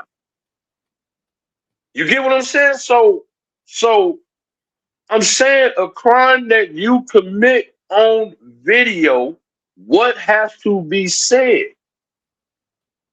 And you have the merchandise that you uploaded. Y'all can't keep making excuses for dumb criminals. They already in the wrong. But it's like, damn the fact that they on video and then they uploaded the crime pretty much themselves. How is this not some of the world's dumbest criminal stuff? I mean, am I Red? Am I keeping it 100? Is that not what this is? And you had on an ankle monitor. Look, you already was hot as soon as you devised, as soon as you said, or whoever talked you into saying we finna go do this to Guwap. You left out the door hot. You already being tracked. You already got an ankle monitor. The feds is already on your movements. So anybody with you, right, they're going to be caught up with you. You already hot. You already got an ankle monitor on. The feds is already monitoring you, particularly you. So you walked in the door hot. You get what I'm saying? You walked in the door already smoking. They already own you.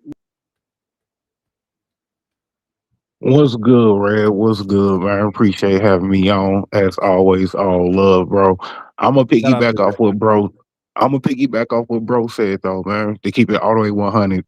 If you walk around with 1 million on you in jewelry, bro, for you to even get the compensation to get that, you know what I'm saying, back, you feel me, to get that, recuperated back off the loss, you got to put in a police report. If you got insurance on your jewelry, you must have a police report to get that back, to get compensated for any kind of loss.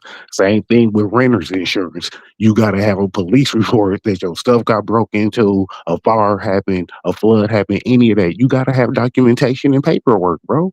So, unless he wanted to just chop that up as a loss, he had to put in a police report. He had to file that.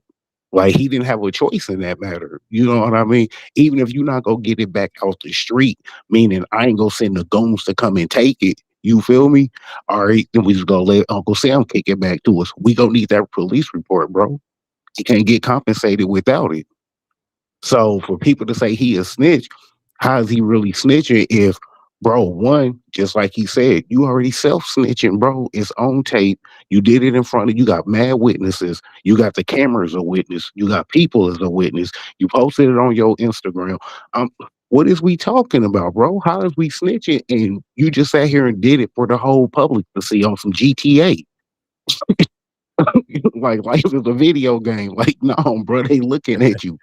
They looking at you. You really think this is GTA? Go ahead and put in the cheat code thing. You feel me? Put your stars down to 1. Get your stars off of 5 right now. Then, like, it's crazy. You know what I'm saying?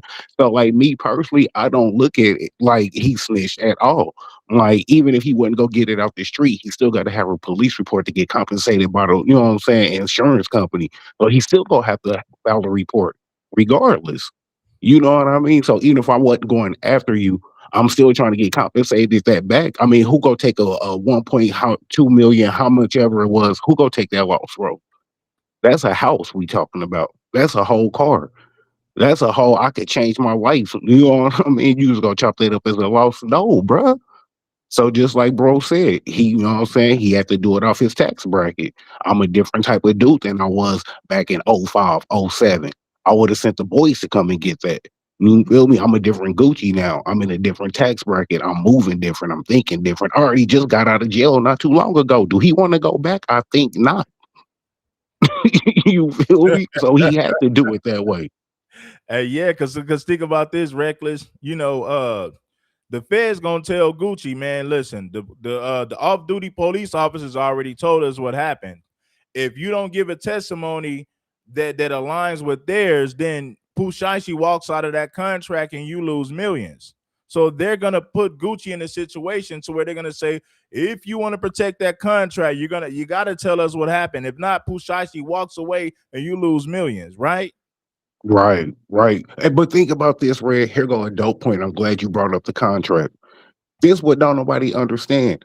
If even if he signed that contract for him to get out of it, if you do that under duress, that is not a legal binding release. You feel me? You can get out of a contract, but a lot of people don't know that if you try to get out of a contract under gunpoint, that is illegal. You feel me? You cannot get out of a contract under gunpoint, bro. So even if he would have signed off on it legally, he could have just doubled back, filed the papers with the lawyer, and you still under contract because you can't be let go under duress like that, bro. What is we talking about? This is why you can't do business with certain hood individuals, bro. And I hate to say that because I'm a hood individual, but I'm not a nigga. You know what I'm saying? I'm a brother. I'm just not ignorant. That's all that is. But I'm a hood individual too. I'm just a hood nerd. It ain't no wrong with being a hood nerd. You could be hood and still be nerd. You feel me? It's all good. But at the same time, when you're doing business with ignorant individuals like this, just think about this.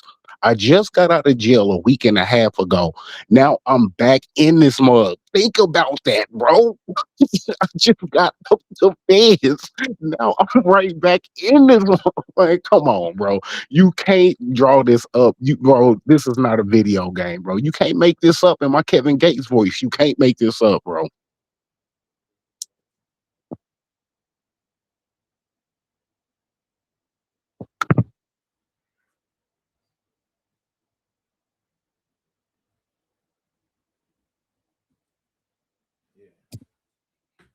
Yeah, shout out to Reckless, man. Let me bring up Jay. Jay, and where you at, Jay? Shout out to Reckless.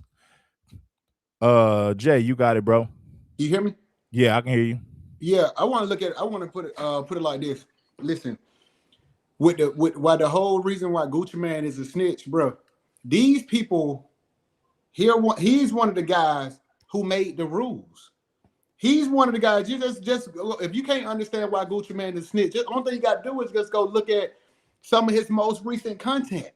Look at what he's saying. If your pastor go and do something in transgression of what he preaches up there on that pulpit, you're gonna look at him as a flaw. You're gonna look at him like, no, he's not him. He's not supposed to do that because he's held to a different standard. Gucci, he's the one making the rules. So guess what?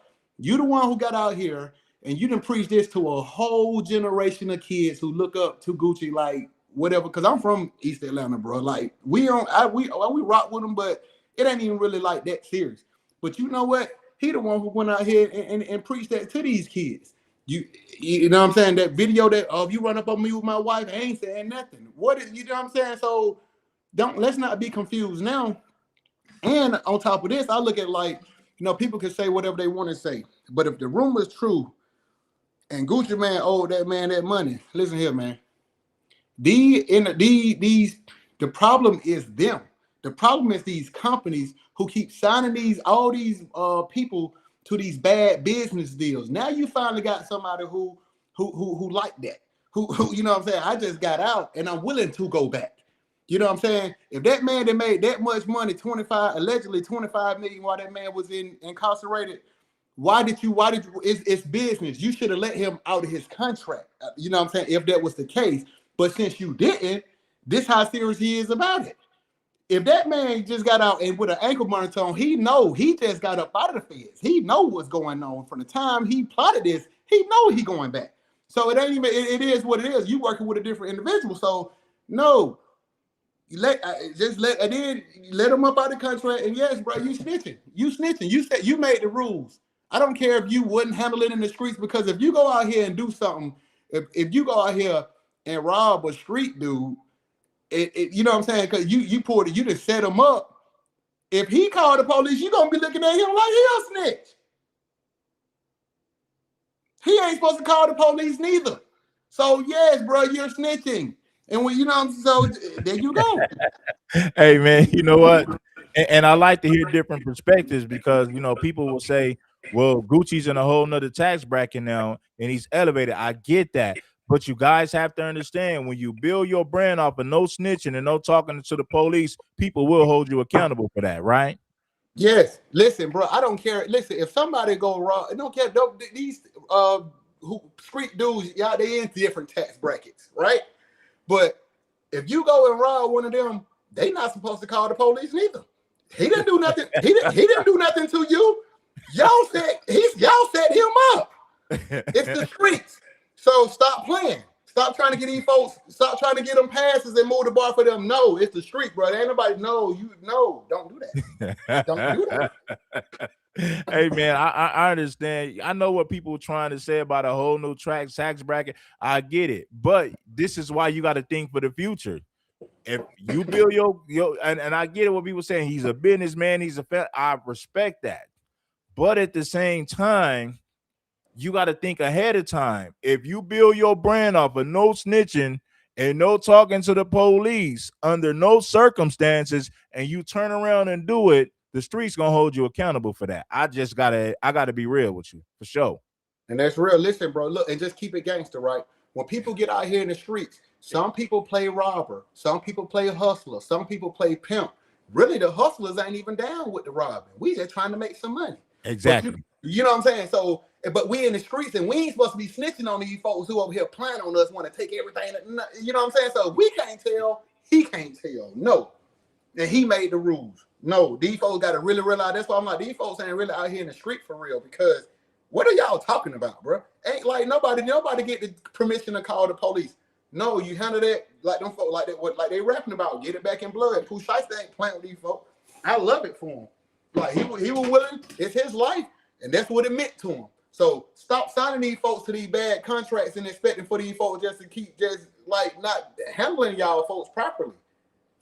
You know?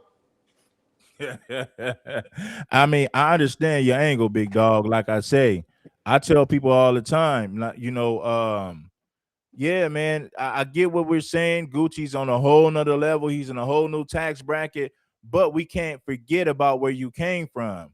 When you build your brand on something, the streets are gonna expect for you to stand on it, right or wrong, big dog. Right. If Gucci drop another song, just listen to why he gonna be coming out rapping, how he coming out preaching. Stop playing with all this trying to get in there in the past. This man will come out with a whole song talking about how gangster he is and preaching the same message. So no, you snitch, bro. You snitch, you snitch, bro. Stop playing. Come on, hey man, I can't be mad at your assessment, big dog. It's like when you say no snitching and no talking to the police, the streets gonna hold you to that. They're gonna hold you to those words, man. We've been holding him to everything so far. We've been upholding him to all that so far. So get what? We're gonna uphold you to it. Now, to everybody who feel different, you might say, oh man, well, Gucci married, he got a family, he ain't been involved in criminal activity. You're right about that. But at the same time, you have to also look at it. You got to look at it like this. Don't build your brand on no talking and no snitching to the police. And you can't use that. You can't do it later and say, well, the fact that I'm rich now, it justifies that. Listen, and we all know if Drake told the police, would that tarnish his reputation? No. Why? Because Drake didn't build his reputation off of no snitching and no talking to the police. But when you build your brand off of that, they're gonna hold you accountable. I gotta keep it 100. And I understand where Gucci is at in his life. I get it, but don't build your brand off of that if you're not gonna stand on it. That's all. That's my opinion. When did Gucci even say for his? Why is everybody else talking about Gucci changed? Gucci ain't came out and said he changed. What he had in his life? What? Just because Watt 100 got up on the internet and said that, I'm not running with that. This man ain't came out and said none of that. So no. And listen, man, I understand everybody, and I respect everybody's opinion. We can say that Gucci has to say this and that's true. If Gucci want to protect this contract, the feds are going to tell him, well, you got to make a statement. You got to testify if you want to protect your contract. If you don't testify, Pooh Shiesty walks out of the contract. Simple. So Gucci got a decision to make. Will he keep it real to the streets and say no snitching, or will he say, I'm a businessman, I got money, I'm telling to protect my investments? Either way, Gucci has a decision to make. But listen, brothers, man, I'm gonna wrap this damn thing up, man. I'm gonna wrap this thing up, man. I appreciate everybody for pulling up and supporting the show. But go ahead, you want to get a last word, brother? Yeah, I want to say one more thing without saying too much, bro. Like I say, bro, I'm from Wesley Chapel, right there, Decatur. I'm from Zone 6, right, bro. I know a bunch of these. I even got background on Gucci, bro. Like a lot of stuff that, you know what I'm saying, when he was with the Black T gang, a lot of this stuff, right? But these folk, they don't say, how could you just say this man just a real businessman? These folk be still in the streets. Just because they just with all this rapping and stuff, bro, these folk don't really know what they really got going on in the street for real. They don't. So stop just putting that businessman title on this guy. Stop doing that. You know what I'm saying? So until y'all really know, you know what I'm saying, can really reach these folk, man, you'll be surprised what's going on, how they got their hands still out here in different spots. So nah, bro. No. Well, I appreciate everybody's take on everything, man, because we all think different. You know what I mean? And yeah, Gucci is a multi-millionaire businessman, but I will say this to not just Gucci. If you plan on being a multi-millionaire businessman, don't build your brand off of no snitching and no talking to the police when some street stuff happen. But I get it. You want to protect your assets from a businessman perspective, and I get it. I'm not tripping off that, but you got to understand, when you talk all this street stuff and you build your brand on that, the street's gonna hold you accountable, bro. That's just the reality, Yeah, man. So I appreciate you for pulling up, my brother. I appreciate everybody for pulling up. Anytime, my brother, you're welcome to pull up. Yes, sir. I'm gonna subscribe to you, man. Subscribe to my page, man. J Scenarios, man. All right. Shout out to you, bro. Shout out to everybody for pulling up. And like I said, man, I understand things from both perspectives. My advice to you artists that are coming up and you plan to be rich in the game, don't build your brand off of no snitching and no talking to the police. Because if you decide to do it later, it's going to come back and bite you in the ass. They're going to hold you accountable to the things you said, right? So if Drake snitched, if Drake talked to the police, it's not gonna hurt. It's not gonna tarnish his brand because Drake didn't build his brand off of no snitching and no talking to the police. He didn't build his brand off of that. J. Cole didn't build his brand off of that. Kendrick Lamar didn't build his brand off of that. People like Gucci and Young Jeezy, they built their brand off of no snitching and no talking to the police. So if you do it, please understand that it's gonna come back to bite you in the ass later. Peace, love, and blessings. Giving you game to keep you from stressing. It's King Supreme. Subscribe to the damn channel. I'll be back with some more content. Blessings to all of you. I'm gone.